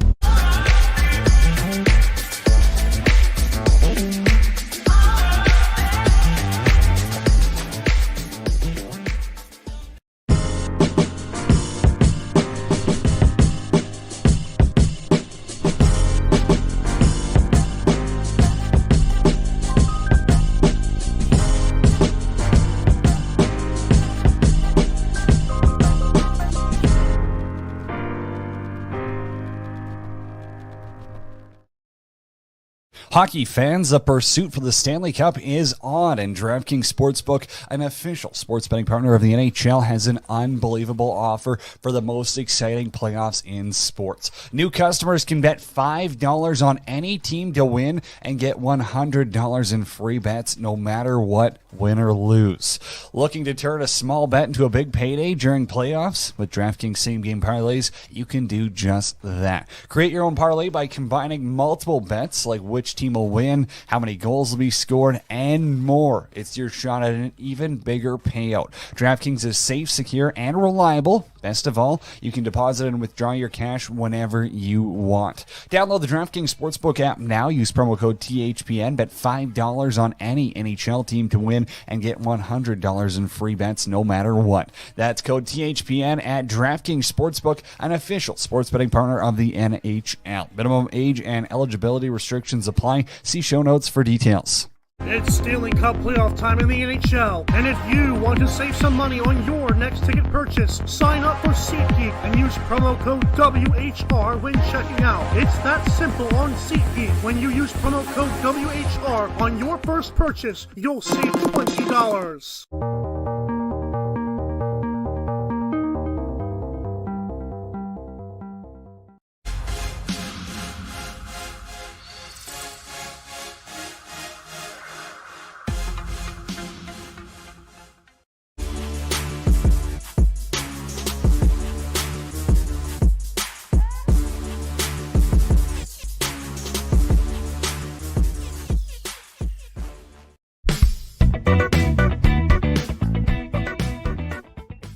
Get ready to win with Billy's Smelling Salts. Billy's Smelling Salts are for gamers, athletes, and competitors alike who want to get in the zone. Us at World Hockey Report teamed up with Billy's, and if you use the promo code WHR when checking out, you'll save yourself some money. The highest quality smelling salts in the game and at the best price point if you use the promo code WHR on Billy's. Billy's Smelling Salts. Get ready to win.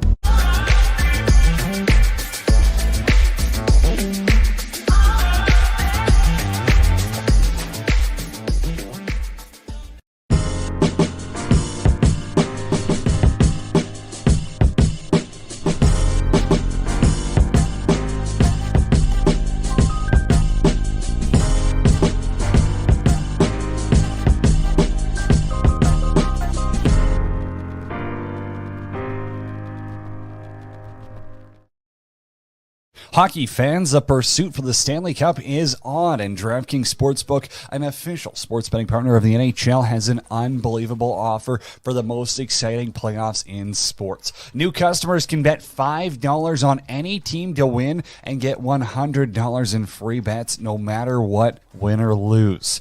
Looking to turn a small bet into a big payday during playoffs? With DraftKings same-game parlays, you can do just that. Create your own parlay by combining multiple bets like which team will win, how many goals will be scored, and more. It's your shot at an even bigger payout. DraftKings is safe, secure, and reliable. Best of all, you can deposit and withdraw your cash whenever you want. Download the DraftKings Sportsbook app now. Use promo code THPN. Bet $5 on any NHL team to win and get $100 in free bets no matter what. That's code THPN at DraftKings Sportsbook, an official sports betting partner of the NHL. Minimum age and eligibility restrictions apply. See show notes for details. It's Stanley Cup playoff time in the NHL, and if you want to save some money on your next ticket purchase, sign up for SeatGeek and use promo code WHR when checking out. It's that simple on SeatGeek. When you use promo code WHR on your first purchase, you'll save $20.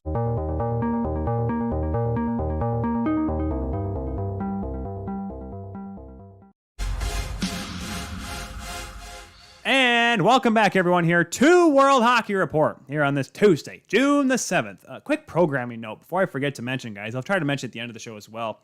I will be hosting Thursday again. Cody Janzen and I had to switch our schedules around. Cody will be there at noon Mountain Time, 2 o'clock Eastern Time tomorrow. However, we'll have an earlier time on Thursday. It'll be a 10 a.m. local time, Mountain Time show, noon Eastern Time. A couple of our schedules had to get flipped around, so we're going to be on for an hour on Thursday, probably just talk about the inevitable Game 5 between the Rangers and Lightning. But I got to tell you guys something here first. So if you need a new hockey stick, as you just saw in one of the best commercials ever, all the big brands keep raising their prices, making the game more unaffordable than ever before. However, you don't have to fall for that anymore. Nay, nay, nay, nay. Be sure to go to Pro Rock Hockey Sticks, a true Canadian company with real morals, offering players of all levels top-of-the-line stick at a fraction of the cost. Lighter, more balanced, and has more customizable options than anything off the rack. Be sure to check out the family-run business today at prorock.com. And now with that, we need to talk about Game 4 tonight between the Rangers and Lightning. But first, we'll get his thoughts on the Colorado Avalanche. Ladies and gentlemen, welcome to the show for a second time. First time you get to see his lovely face all the way from the boot heel of Missouri in the United States. He's a Preds fan and also a free agent broadcaster. Can't emphasize that enough. Free agent play-by-play broadcaster. He is none other than Peyton Turnage. Peyton, how are we doing today? Was that? Oh, sorry. I was filling out my Stanley Couple. Your Stanley Cup what? You ever played that, Tyler? Played what? Stanley Couple. Oh, Stanley Couple? Come on. You had to see the ads. Come on. What is, I have no idea what that is. So the NHL tried to make Wordle, but they made it with hockey player names. Yeah. But yeah, I was hoping you get the joke there. Now it's fallen flat, and now the show is ruined. Yep, so. The show is certainly... You'll see it tonight. You'll know what I'm talking about as soon as you see it. I guess so. I guess I have to wait for it. But be sure to jump in the chat, guys, here on World Hockey RPT. Tyler Kuehl along with Peyton Turnage here. Andrew Beauchamp. Andrew is confused too, Peyton. See, you're the only person in the world. Now you've confused our guests. Now they're going to stop watching. You're all going to notice it, and you'll never be able to unsee it again after tonight. Don't worry, guys. Be sure to just hang in there. We have, if you can somehow get through this interview with Peyton Turnage, we have Greg Wyshynski coming up at 1:45 local time. And there is relief in sight. 1:45 to me at 2:45 local time, 4:45 Eastern time. But anyways, Peyton, first of all, how you doing, buddy? I'm doing good, Tyler. It's good to have a nice Tuesday off, I must say. Got my blue shirt on for the blue shirts. I was about to say the blue shirts they're everywhere because technically the Colorado Avalanche with the blue helmets and stuff like that, they're technically a blue team. Now the Oilers with their blue did not work out so well, but the Colorado Avalanche, Peyton, I'm not shocked they're in the finals, because I picked them to win in 5, but I'm just shocked that this series, the way it was shaping up and how close these games were against Edmonton, that it only went 4 games. It felt a lot like the Calgary series, although, I mean, that series only went 5 games, but, it was just so much excitement all throughout, and then, boom, it was over. And Edmonton is a team that I think deserves better, but, man, that Colorado Avalanche team, I don't know how they're not going to win the cup this year. I mean, just everyone is banging on all cylinders, and Jared Bednar's got all his guys playing. Right.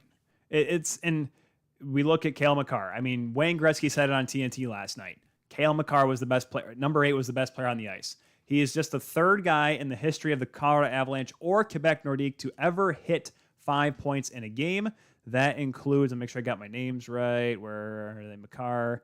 Yeah, Peter Forsberg in 98, ironically the last time the Oilers and Avalanche played each other in the playoffs, and then Risto Littinen with the Nordiques back in the opening round of the 87 playoffs where he had 5 assists. I don't know what more can be said about Cale Makar, because for me, I went into this series knowing Cale Makar is this great offensive weapon and a great skater. I said to myself, though, but can he cover and can he defend against Connor McDavid? And Peyton, he did. Was it game 1? I believe game 1 was when Connor McDavid had that big rush coming in and Makar was kind of chopping forward, and then all of a sudden he got his back skating going, put his stick out and took it right off McDavid. And yeah, he's about the only guy that can match McDavid wheel for wheel out there on the defensive side. And I mean, it's incredible because we knew how fast he was, but we never saw him go one-on-one with Connor McDavid, even during the regular season. Because once again, they're in the Central versus the Pacific. They only played each other 3 times. And, it's amazing to see how this kid, I have to emphasize, still a kid. Mm-hmm. I mean, yes, he's been, this is his 4th straight playoffs, but, he's still a young man, and he's only reestablishing himself and showing to everyone that, hey, I'm going to be the best defenseman in this league for years to come. I mean, he burst right onto the scene. He scored in his very first playoff game in 2019 against the Flames. I think it might have been his first shift, and he has not slowed down since then. He can do just about everything. And you hear the reference that Wayne Gretzky made last night in the postgame show, and I mean, it's a little bit of hyperbole, but at the same time, there's a lot to it when he compared Cale Makar to Bobby Orr. I don't think we've ever seen a defenseman quite like him. I mean, we've come close with guys like Roman Josi, and you can name off whoever else, but I think Cale Makar has really come into his own in his own way and set the precedent for this coming generation. Yeah, because I mean, it's going to be a different game. We always knew that the game always evolves, but man, he's been something. Epic jumps into the chat here saying, "Go Tampa." Did not see that happening from game to game. That being Cale Makar. Epic does say he likes Make Us Zibanejad a lot. We will talk about the Rangers and the Lightning here in just a moment here, guys. We got to keep going with this Colorado Avalanche team. Nathan MacKinnon scores his 11th goal of the playoffs last night. Landeskog shows up. I mean, both sides, the big guns stepped up. And even Mikko Rantanen, who a lot of people have been saying has gone pretty cold, he gets a big goal, which at one point looked like the game winner. But how in the world are Terry Lehkonen still scoring game-winning goals and conference semifinal clinching goals? And for the second year in a row, he's going to the Stanley Cup final. He's kind of, I don't know if you call it Pat Maroon, Marian Hossa type guy, doing it with different teams. But Terry Lehkonen's a little more talented than Pat Maroon, no offense, but a little bit more, yes. He's just a guy that works hard and always ends up in the right places. He's the perfect supplement that the Avalanche need guys they picked up at the trade deadline. He and Andrew Cogliano come to mind. We always thought about that on that second line. There was Andre Burakovsky, and they kind of, shuffled some guys in and out. But Artturi Lehkonen has really shown as that guy that can fill up on that left wing. And again, he's a really skilled guy. I feel like he doesn't do a whole lot. He just does a lot of the right things. He's just always at the front of the net, creating mayhem. And it worked out perfectly for him last night. You just find your place, and you got to feel for the guys like Burakovsky and McKinnon and Landeskog and Comfort, because let's be honest, during the weird years of Patrick Waugh and the kind of transition periods, this was a tough tough stretch for the franchise. Let alone these young players. But the Avs were bad. Everyone thought Joe Sakic was the worst GM in the league at one point, and now here he is, his team, like his predecessor and his one of his mentors, Pierre Lacroix, did many years ago, is back in the Stanley Cup Finals. He proved us all wrong, didn't he? I mean, we were all laughing at him. 5 years ago, we were asking, really, are hockey guys good? Are former players good to be GMs? And Joe Sakic has, at least in this case, debunked that myth. And they did have to go through some pain, though. I mean, there were a lot of rough years, and there's a lot of high draft picks that have come to the fore. So we can't ignore that. But you just look at what he's done, and maybe he learned how to build teams the hard way through those tough stretches, but he's figured it out. And as much as I don't want, I know we're going to get to this, but as much as I don't want Tampa Bay to win, like I think that's your perfect Stanley Cup final, because you've got Sakic versus Brisebois, two, I mean, just about as perfectly built teams as you can get. And I mean, Joe's just made a fool out of us. There's nothing more you can say about that. I mean, it's hard to say. I mean, because Darcy Kemper was a pretty big pickup. It really shored up their goaltender after Philip. I mean, they kind of knew Philip Grubauer was going to go to Seattle the way things were shaping up. But what do you think of their goaltending right now for Colorado? Because right now, Pavel Francouz, knock on wood, undefeated, gave up 5 goals last night, albeit, and had a couple of rough games here. But Darcy Kemper is back to 100% health. And Epic says here, Sakic is a guy I'd never bet against, the type to stick to his own plans. That's definitely true, as we were just mentioning here with Peyton Turnage here on World Hockey Report. The goaltending, though, how long do you stick with Frankie now that you know that Kemper's 100%? Francouz has always been a really good goalie, I feel like, but he's a guy that can get rattled. And I thought we were going to see that last night when you saw those quick strikes from Mcdavid and Hyman. Really thought they were going to get to him. And yes, he did allow the 5, but his team was able to pick it up in front of him. I think you stick with him until there is a loss that is so egregious or a stretch during the game that you realize you have to get him out. Kemper's a great goalie, but I feel like he and Francouz are on the same level. You could play either one any night. And with the type of injury that Kemper sustained, a head injury, an eye injury, it's just so risky putting a guy back in at this stage. Yeah, and that's why, when people were calling for Mikko Koskinen after game 1 of this conference finals, we're all like, no, you got to go with the guy that got you there. Even though, like I said, Kemper, was a big part of the team during that second round, and obviously, got nicked up in round 1 as well, where Francouz had to come in and help out as well. But it's certainly a good thing, because especially in today's NHL, I've talked about this a lot. You need 2 goaltenders that can play at any given moment. We always talked about how Jaro Halak and Tuukka Rask were the best at one point, one of the best duos, and for a brief moment, it looked like the Bruins had a chance to have another great tandem. Didn't quite work out against Carolina, though. But the fact that Colorado can go into this Stanley Cup final, whoever they play against, even though theoretically on paper, whoever comes out of the East, you could say has the advantage. But the fact you have 2 goaltenders that can go, that's certainly something that I don't think the other 2 teams, the Lightning and the Rangers we're talking about, have compared to the Avalanche. Well, I mean, you do look at a guy on the Rangers, Georgiev, I think, is a guy that can step up. Now, no, he's not to the level of Shesterkin, but he has been a starter for a good portion of his career. And then with Tampa, who you got? Brian Elliott? Yeah, good old St. Louis Blues legend, Brian Elliott. So I do see your point there. The Avalanche depth and goal. Again, if you have the confidence in what is essentially a 1A, 1B situation, and either guy can fill each role, you're not worried. And apparently, from what I was hearing on 32 Thoughts, God forbid it happens, but if they had to play on Noonan, apparently he can step in and play too at the high level. Right.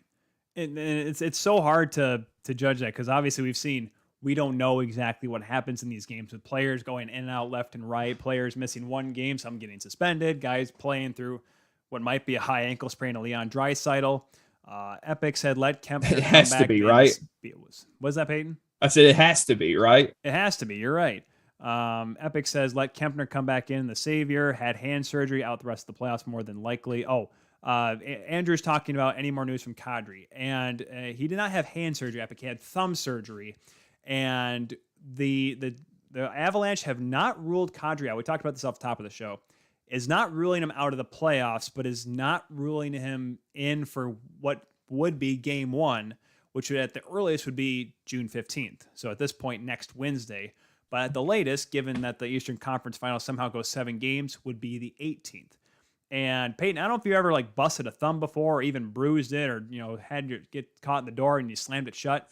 Having your thumb not be 100% kind of affects how you live as a human being, let alone be a hockey player in the NHL. It affects everything you do. I've never quite injured my thumb, but I mean, we've all had a few little beats and bangs here or there. Even if you just jam one finger, that's not your thumb, it can be pretty debilitating. Yeah. So, and I wonder, do you know which hand it was that was affected? I have not heard. Let me go back to it if I can find that article again, because I remember I saw it earlier today and I said to myself, this is not good, but it's one of those things. They mentioned on 32 Thoughts as well, and I can't remember if they mentioned which hand it was either. But let's see. Here we go. Like, I wonder, as a hockey player, and of course you were a goalie. I never played the game. I only played basketball and baseball in high school.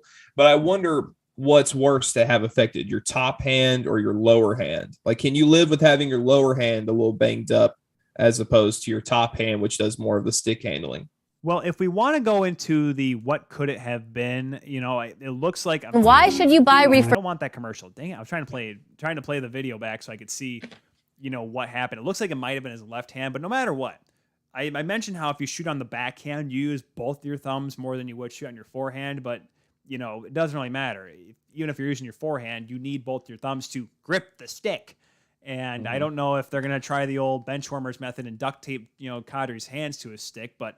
My goodness, I'm pretty sure Nazem Kadri at this point of his career, the year that he's had and all the crap that he's had to deal with, not just this year, but years and years of throughout his career, he will do whatever it takes to play in Game 1 or play in the Stanley Cup Finals in some sort or another.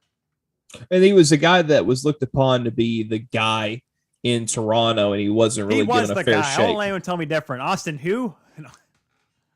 What was it? I mean, really, he was supposed to be their number one center, and then Tyler Bozak came in, and for some reason, the press seemed to like him more. Don't get me started with the whole Brian Burke deal. I can go into that for hours.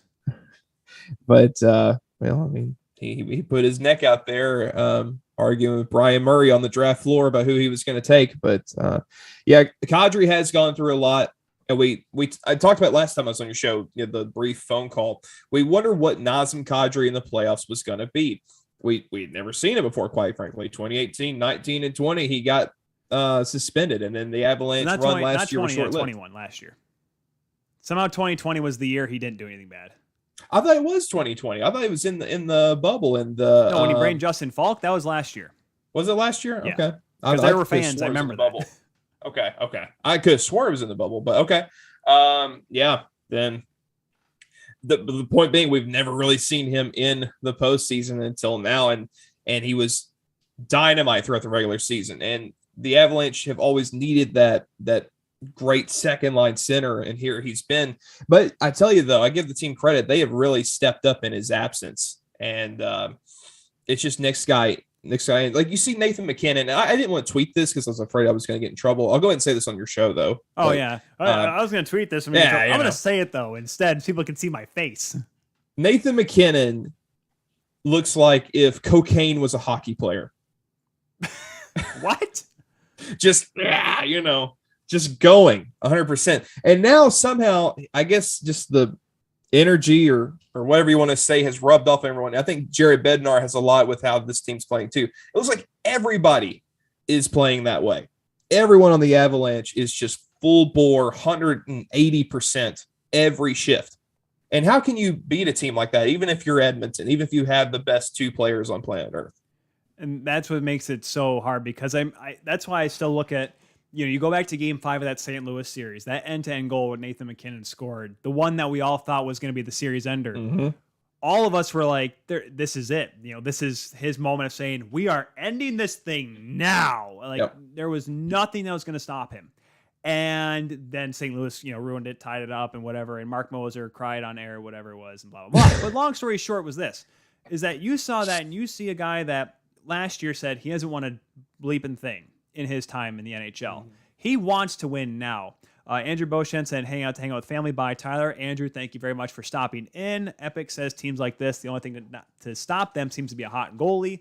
But the only thing that's going to stop Nathan McKinnon, according to cocaine-induced Peyton Turnage here, is a brick wall that is backed by the Berlin Wall. I mean, my goodness. This guy is willing to run through all of it to have a chance to win the Stanley Cup.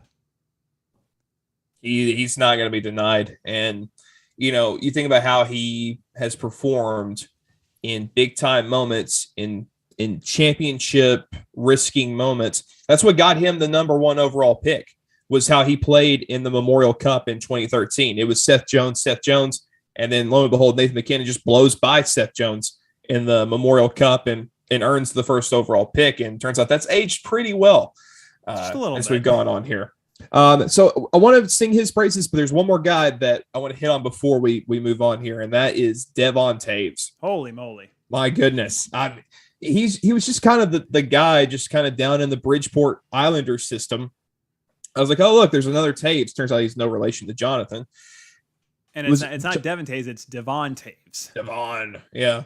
And he became a really great skating offensive defenseman, kind of Nick Leddy 2.0, but even better. And look how well-rounded his game has become on that top defense pair with Cale Makar. I mean, you got to worry about Cale Makar, but you got to worry about Devon Taves too. He scored a ton of goals, and he was a menace in that series against Nashville. And he's just stepped up his game, and who knows? I mean, this guy's he's really built a future for himself, and it's really blown up this season for him. There's only two guys that played more minutes than Connor McDavid last night. That was Cale Makar and Devon Taves. So, yeah, certainly two guys that are going to be important for the Avs. They're going to certainly rest up. Great underrated pickup from Why Epic. did the Islanders trade him? And wasn't it just like a second-round pick? If you want, we can call up Alan Creda back, and we can go down the laundry list of why is Lou Lamoriello doing this thing? Because unfortunately, since he's been there, it's been a lot of those discussions, unfortunately, including the latest firing of Barry Trotz, which will be more of an off-season discussion. But we got to get to tonight's game, though. The other New York team involved still, the New York Rangers, up 2-1, Tampa Bay Lightning, trying to even the series at Amalie Arena tonight, Peyton. I'll be honest with you. When New York went up by 2 in Game 3, when they went up by 2, it's Sunday afternoon. It's beautiful weather here. It actually stopped raining just in time, and it's a nice sunshiny day. I'm starting grilling out, and I see Mika Zibanejad and Chris Kreider scoring. I said to myself, you know what, kids? Maybe it's over. And then the Tampa Bay Lightning, Peyton, did that Tampa Bay Lightning thing and said, no, not yet. And, oh, by the way, Nikita Kucherov is a Conn Smythe Trophy winner for a reason, Peyton. I didn't get to watch this game because I was at the NASCAR race in St. Louis, but I remember looking down at my phone, looking at updates, saying, oh, look, it's 2-0 Rangers. And then, it's 2-1. And then there was one point where I was like, oh, well, they've got this. And I put my phone away, came back, and they had lost on a goal with 45 seconds left. Andre Palat. The Rangers, you know me, I picked the Rangers to win the cup. Don't ask me why, but I did. And I've been just full bore on Twitter about it. Hashtag Viva la Rangers. No quitting NY. But I'm a little surprised they've gotten here to a 2-0 series lead before Game 3. Yes, Gerard Gallant's got his players going. And the young players, Kakko, Lafreniere, are looking like seasoned veterans. And that was one thing I worried about the Rangers going into the playoffs is they've got that top end, they got Zibanejad and Panarin. But what about their secondary players? And they've stepped up. Ryan Lindgren, too, is kind of the tougher Devon Taves for them. Yeah, Philip Hedl, yeah. But to a degree, it feels like, to a certain extent, they've lucked their way here in the series with Tampa. Because Tampa is Tampa, and they will always be Tampa until that team explodes. I don't know, man. I'm a little nervous going into Game 4. I feel like that goal with 45 seconds left may have been the turning point of this series. Because there's always those goals that you just say, I'm like, that was it right there. And Andre Palat, by the way, passing former teammate Tyler Johnson for most game-winning playoff goals by the Lightning. Now Palat has 10, which would just kind of show you how, topsy-turvy the franchise has been when Tyler Johnson was the most clutch player at one point for the Tampa Bay Lightning. Andre Palat now has gladly taken that under his own wing. But I still look, did you look back at the goal, though, that goal, the winner? It was a short side shot, wasn't it? Yeah, well, my point is a great shot by Palat, but it's the play by Kucherov. Nikita Kucherov, like I said, we mentioned how good he is. He ends up having a goal and 2 assists in the game, but that pass, even I went, what is Shesterkin supposed to do when you have an elite all-world player just casually, just kind of skating around? I'm going to stand right here, and oh, by the way, Magic Johnson behind the back pass of Andre Palat and buries it. I'm just like, what were the Rangers supposed to do? I was listening to Steve Dangle podcast on the way here, and Steve Dangle just screamed about Tampa being an all-star team, and they are. They play like they are. They pass like they are. They can move it through the seam like nobody's business, and that's what led to the Palat goal. I think about that, and I was on the way back a little while ago, and I was thinking about Andre Palat, and I realized that I'm pretty sure he could have been claimed by Seattle, but instead they went with Yanni Gourde. But oh no, what a horrible way. I don't know. That hasn't aged very well. But Andre Palat, he's that guy for Tampa, and just because he's not an EA Sports 92 overall player like Kucherov or Stamkos, he's still a very, very good player, and it shows there. It's very similar to the Ranson in goal too. Both very similar guys, similar talents, and showing up at the right time.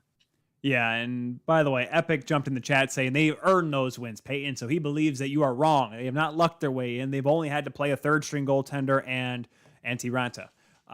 No. But I'll say this. Well, I mean, in the series, I want to make sure I make that point clear. They kind of lucked their way here in the series. Yes, they have burned through. Well, let's be honest, though. This was the best. Game 3 was the Lightning's best of the series so far. 100%. Vasilevsky looked a lot better, even though on the other side, the Lightning, you could tell the Lightning were desperate because I'm sorry, when you outshoot a team, what was it, 52 to 30? I mean, my goodness, the Lightning knew they had to win Game 3 because even as good and as experienced they are, nobody hardly ever comes back from a 3-0 deficit. Andrew is back in the chat. Hi, Andrew. How you doing? New York Rangers, Epic says, have had an amazing way of slowing games down and making the other team skate their blankety blanks off at the same time. Well, I'll tell you, it pretty much worked to perfection for the Lightning in Game 3, but then again, it's really hard to say that, the Rangers were out of it because once again, we mentioned him, Igor Shesterkin, only 49 saves, ho-hum, but, that's why I think the Rangers were in trouble against Pittsburgh. That's why I thought they were in trouble, in the last series. I said to myself, I'm like, they can't keep doing it, against Carolina. They can't keep letting them get 40, 45 shots on goal every single time. Yet they are 2 wins away from a Stanley Cup Finals appearance, Peyton. Well, it comes down to what Rob Brindamore was talking about with the Hurricanes. Yeah, we got a great team, but we're lacking that elite level goal scorer. Well, guess who they're playing against now? What do you want? I mean, I'm sorry. Would you have been happy if you faced Louis Domingue? I think Carolina wins that series. But here's the problem. They went up against the Well, I'm sorry, kids. I'm sorry, Vasilevsky fans. I'm sorry, Calgary fans. The Vezina Trophy winner, Igor Shesterkin. That's what's going to happen when you face a hot goaltender. But my point is that Tampa does have those elite scorers, no doubt. Compared to Carolina, they have them. Stamkos, Kucherov. If only they had Braden Point, Andre Palat. So this is how the Rangers, it's like they've gone just a tier up each team. Now, yes, they started with Malkin and Crosby, but you see what I mean. The degree of difficulty has risen each and every time, and so far they've stood the test. But tonight is really going to show where they stand, I think, in the series and how the series might go to the end. Because, I think the Rangers know that if they can compete hard if they don't get blown out of the water tonight, they can go back to Madison Square Garden and say, you know what? We had them. We were right there. We had a chance to win 1 in Tampa, but we're back home now. Let's win. Because they've had, 7 straight wins at Madison Square Garden. I'm pretty sure they'd be okay with going back home, tied at 2 with the 2-time defending Stanley Cup champions. But that said, you mentioned the Palat goal being a turning point. Can this series go the distance, or do the Lightning do a Lightning thing and just say, excuse me, we're just going to take this one over from here? Who'd you say? The Lightning? Yeah. I mean, the Lightning are the Lightning. Like I said earlier, they are so capable. Who they thought they were. They're the Lightning. And do you realize how we come and do the post-game presser at the end of Game 7 between the Rangers? We had him. We let him off the hook. And notice how we haven't really broken down the Lightning very much because we know what they are, and that's what they've been the past few years. Stamkos has a great shot. He's a captain. He's playing amazing. Oh, Vasilevsky, big cat. He's really good. Andrew says no three-peat. Well, we'll have to wait and see. Victor Hedman's a Vezina. He probably could be a Vezina. Let's be honest. Norris Trophy candidate. The depth is there. I mean, my goodness. Ross Colton is a big-time player, and we mentioned Palat. And Patty Maroon and Corey Perry are old men on this team, but they're still producing. I mean, it's the story. It's been said twice before. That's the thing. Mm-hmm. That's what I'm saying. Tampa is Tampa. They are that big foe. They are the final boss, and I don't know. It's gonna be hard for New York, even with a 2-1 series lead. I think Tampa is about to put a stranglehold on things. Because we look back at game one, Tampa was rusty after all that rest. What was it, 9 days of rest, something like that, after sweeping Florida? Yeah. So now they're back, and they've got one more game at home before they go back on the road. And, this is really going to be the test. This is really what it's going to show. And Tampa's Tampa. Tampa's Tampa. Kucherov, epic. If we want to go into Nikita Kucherov, we can just watch that. We can watch game 3 back and say, Nikita Kucherov, that guy. Because that's what he is. He's a Conn Smythe Trophy winner for a reason, like we mentioned. But, I'm gonna go a little off script here. Last thing before we let you go here, Peyton, before we have Greg Wyshynski here in just a few minutes here on World Hockey Report, I'm gonna do something. I'm gonna kind of turn a Stephen A. Smith quote here. Stephen A. Smith, before the NBA Finals, said that whoever comes out of the West is going to win the NBA championship. Now, that series is tied 1-1 going back to Boston, between Golden State and the Boston Celtics. But that's because he's just that much confident in the Golden State Warriors, how dominant they were. I'm going to do something. I'm going to ask you this question here. Is whoever comes out of the Eastern Conference going to win the Stanley Cup, Peyton? Because Colorado could wait either between 8 and, let me make sure I got either 8 and 11 days between Game 4 against Edmonton and Game 1 of the Cup Finals, which means that whoever comes out of this series, New York or Tampa, will be playing in rhythm. And we know how in hockey, how important that is, playing every other night or playing every second night or whatever. Do you think whoever wins this series, no matter how long it goes, is going to be the favorite going into the finals? How long did Colorado rest between sweeping the Preds and playing St. Louis? Do you know? It had to be a little while. And there's that fine line of, yes, Colorado St. Louis had a lot of rest. 6 games, remember. That was the first second round series out of the West. Right. Yeah. So there's a fine line because you've got, to your point, you want to stay in a rhythm, you want to stay on a roll, but then there's fatigue too. But man, I don't think it's going to matter with Colorado. I think just the talent they have, the players they have, McKinnon, McCarr, it doesn't matter what day of the week it is, Jared Bednar coaching, and even, like I said, Pablo Francouz or Darcy Kemper, they're goaltending. I really don't think that's going to matter as much in this one. And that's why I want to see, yes, I love the Rangers. Yes, I'd love for them to win. I'd love for my prediction to come true. But I want to see an Avalanche Lightning final because those are those two powerhouse teams meeting each other. And it's either a three-peat for Tampa or Colorado finally gets their due after 20 years.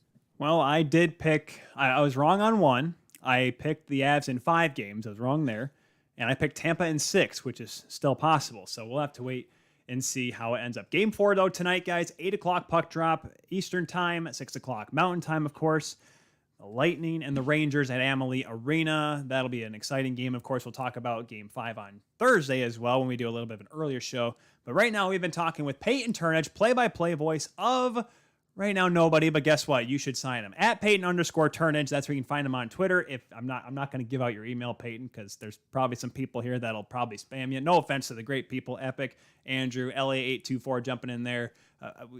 Peyton's got he's got a life, and he doesn't need to be responding to a bunch of emails saying, I know a team for you. But if you know a team, a junior team, college team, hire this guy for goodness sakes. I spent a week with him, and I'm going to have to spend a whole nother weekend with him. So please hire him so he doesn't have to bother me anymore. Well, I appreciate that. Also, don't forget to ask Wyshynski about the Stanley Couple. I'm not asking them that. You can. Yes, you are. Can jump in the chat as much as you want, and I will maybe mention it. And by maybe, I mean not a chance. We're going to talk too much wrestling. That's what we're going to do anyways. Why did you have me on before Greg? Anyway, thanks for having me again, Harrison Tyler. Watt after Ken Cal and Jack Michaels of the Edmonton Oilers. So at least you were before, not after, right? Well, everybody enjoy the rest of the show. It only goes up from here. Oh no, I'll find a way. I always find a way. Peyton, buddy, thank you very much, man. We'll definitely keep chatting, and we'll probably have to have you on when we get to the finals. So be sure to stop working on Tuesdays. That'd be great. That would be great, wouldn't it? I'll check my schedule. Indeed. Perfect. All right, guys, we'll be back, like I said, with ESPN's Greg Wyshynski right after this on World Hockey Report.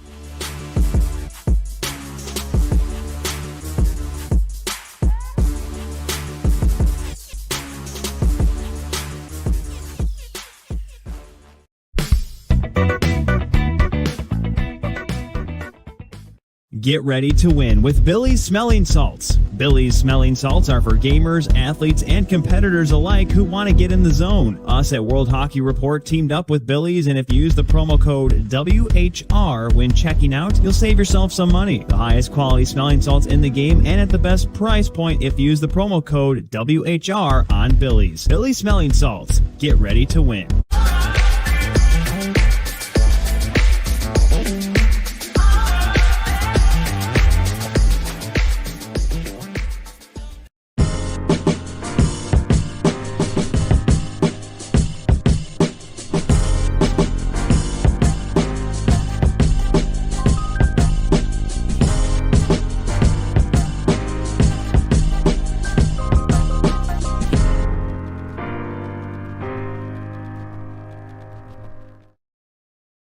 Hockey fans, the pursuit for the Stanley Cup is on, and DraftKings Sportsbook, an official sports betting partner of the NHL, has an unbelievable offer for the most exciting playoffs in sports. New customers can bet $5 on any team to win and get $100 in free bets no matter what, win or lose.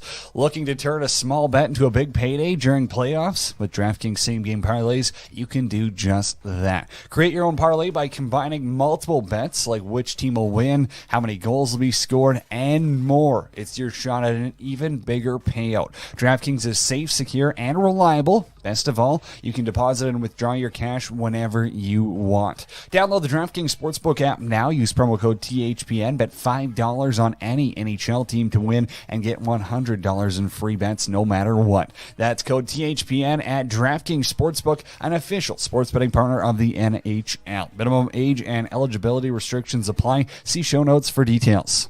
It's Stanley Cup playoff time in the NHL, and if you want...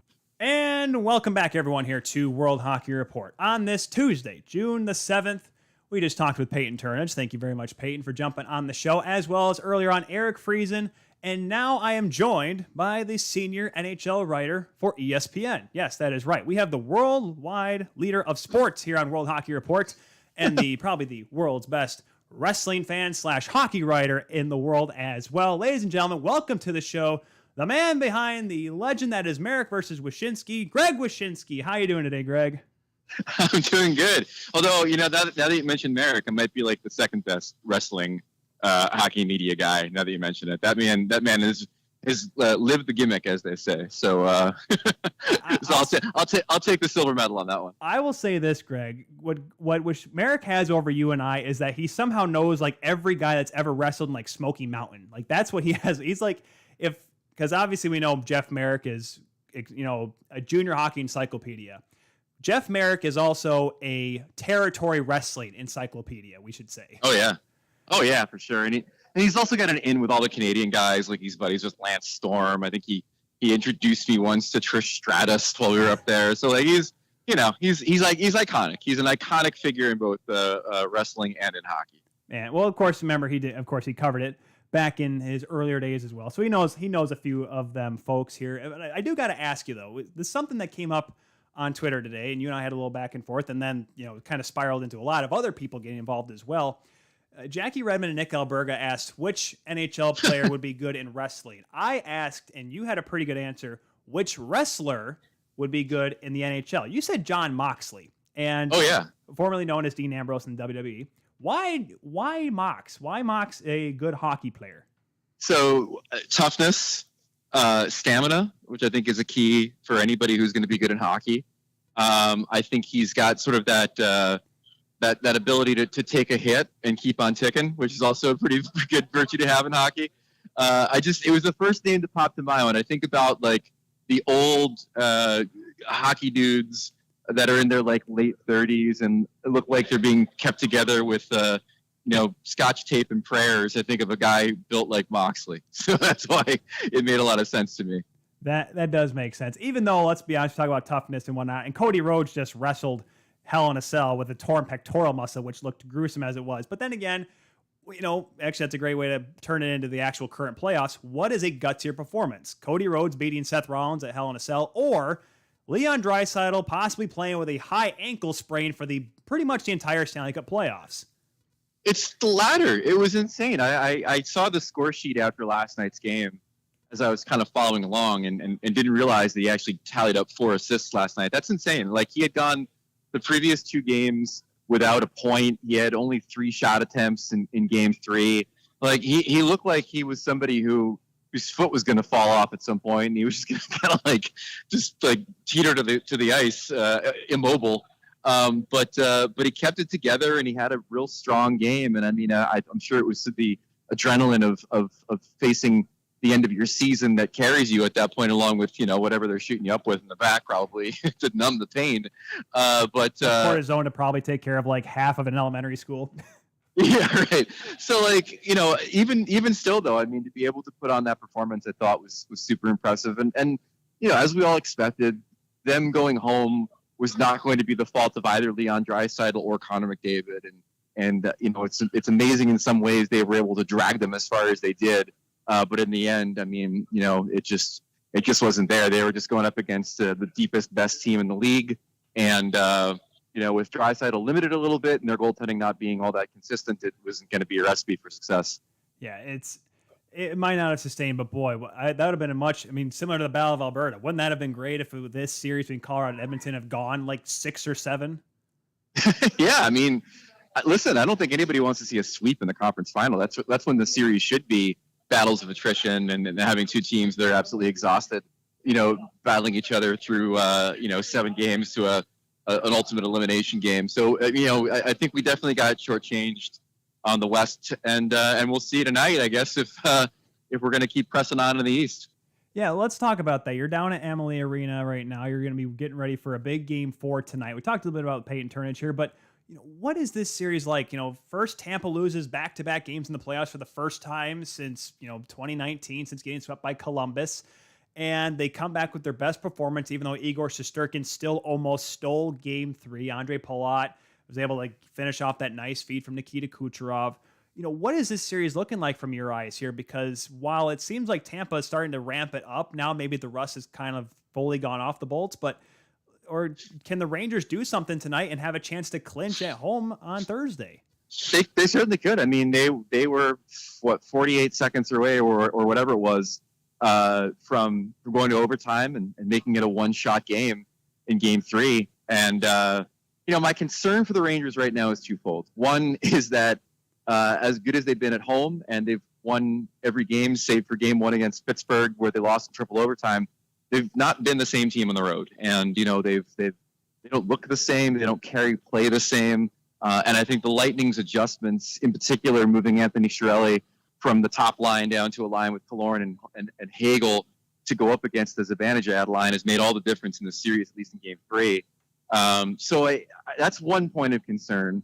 And the other point of concern is that the goaltending in both cases is kind of holding back the flood. If you look at the expected goals in this series, I think one game it was over 7. I think one game it was nearly 8. So between the teams, we're looking at a series that should probably have a lot more goals than are currently being scored, and that speaks directly to the performances that we're seeing from Vasilevsky and Shesterkin. And one of them is probably due for a bum game, and I have a feeling it might be Igor versus and not Andre. Well, because do you think? I still don't point the finger at game 1 for Andre. I thought the Lightning gave up way too many high danger scoring chances. But do you think that game for Vasilevsky was that kind of, all right, well, let's get that out of the way and let's move on? Because since then, Vasilevsky has looked more like the Vasilevsky you saw in the 4 games, and the 4 games against Florida, and the last 2 in game 6 and 7 against Toronto. Yeah, and I think part of that is they're notorious for not having their strongest game in the first game of the series.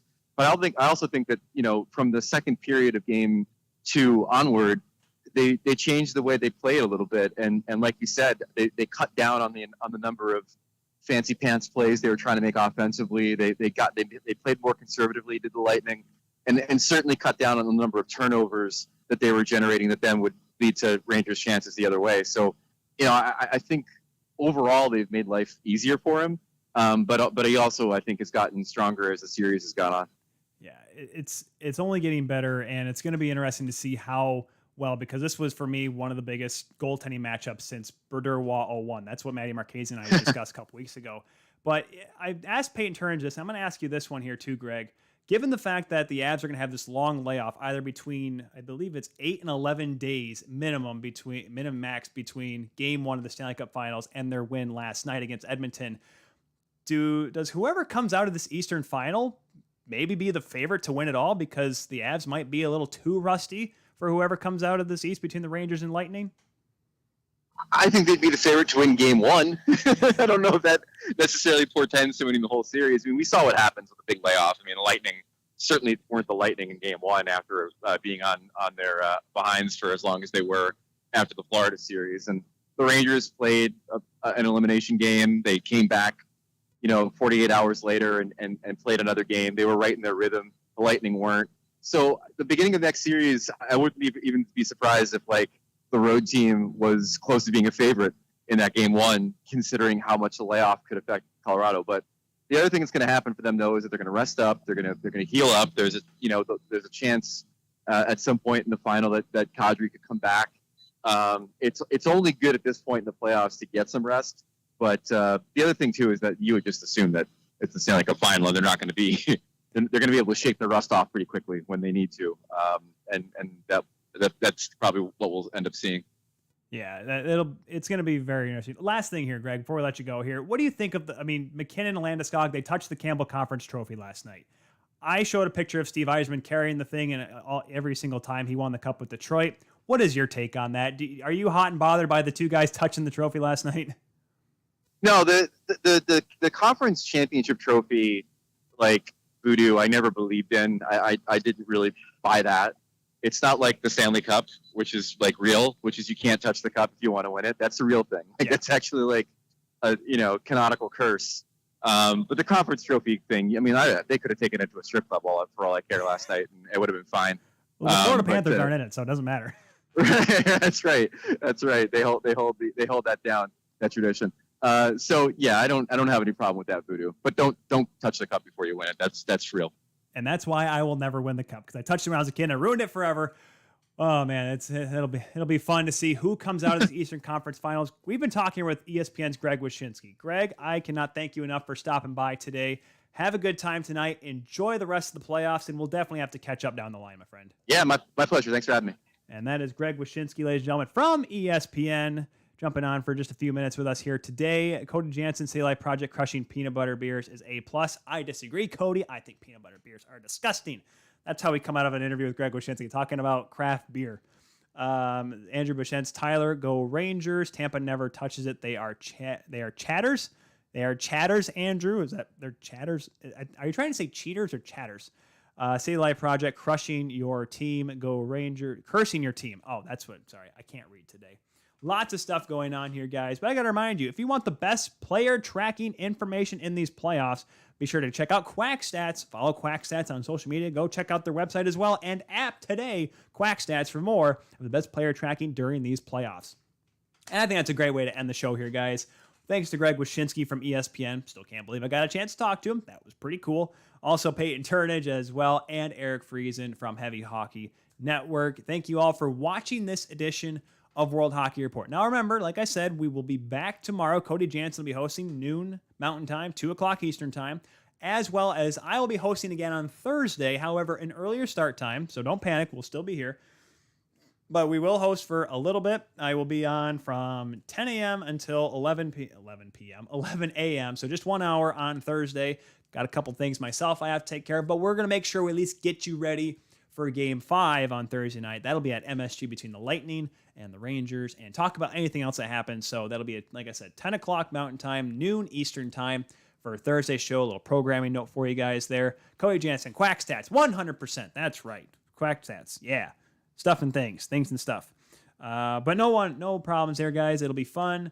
And thank you all very much for watching, as always. Don't forget, if you just missed the interview with Greg Wyshynski, don't panic. If you missed Peyton's interview, don't panic. If you missed Eric's interview, do not panic. If you listen to me talk to myself, well, you can panic, because it was probably the greatest 5 minutes. No, I'm kidding. Don't worry about that. Don't worry, because you can watch the on-demand on 12 Ounce Sports, right here on World Hockey Report's Twitter, or even the Hockey Podcast Network on YouTube. But it's okay. If you don't feel like looking at my ugly mug, that's fine. I understand. I respect your decision. My wife respectfully disagrees, but it's okay. Be sure to check it out on your favorite podcast app as well. Thanks to the Hockey Podcast Network and the great guys over there, Romy and gang, always helping us out, getting the audio out to you. So you can find the World Hockey Report on your favorite podcatcher, all on YouTube and all on the podcast, folks. That's right, City Life Project. You are correct. I don't mind all three Andrew Beauchamps. That is true 100%. I respectfully disagree too, buddy. Wait, hold on. What is he? Kelly! She's gone. She left. She probably ran away. I can't tell what you're disagreeing about. Is it my ugly mug or not looking? I don't know. City Life Project has confused me. That's a great way to end the show. We'll be back tomorrow here on World Hockey Report, guys. And definitely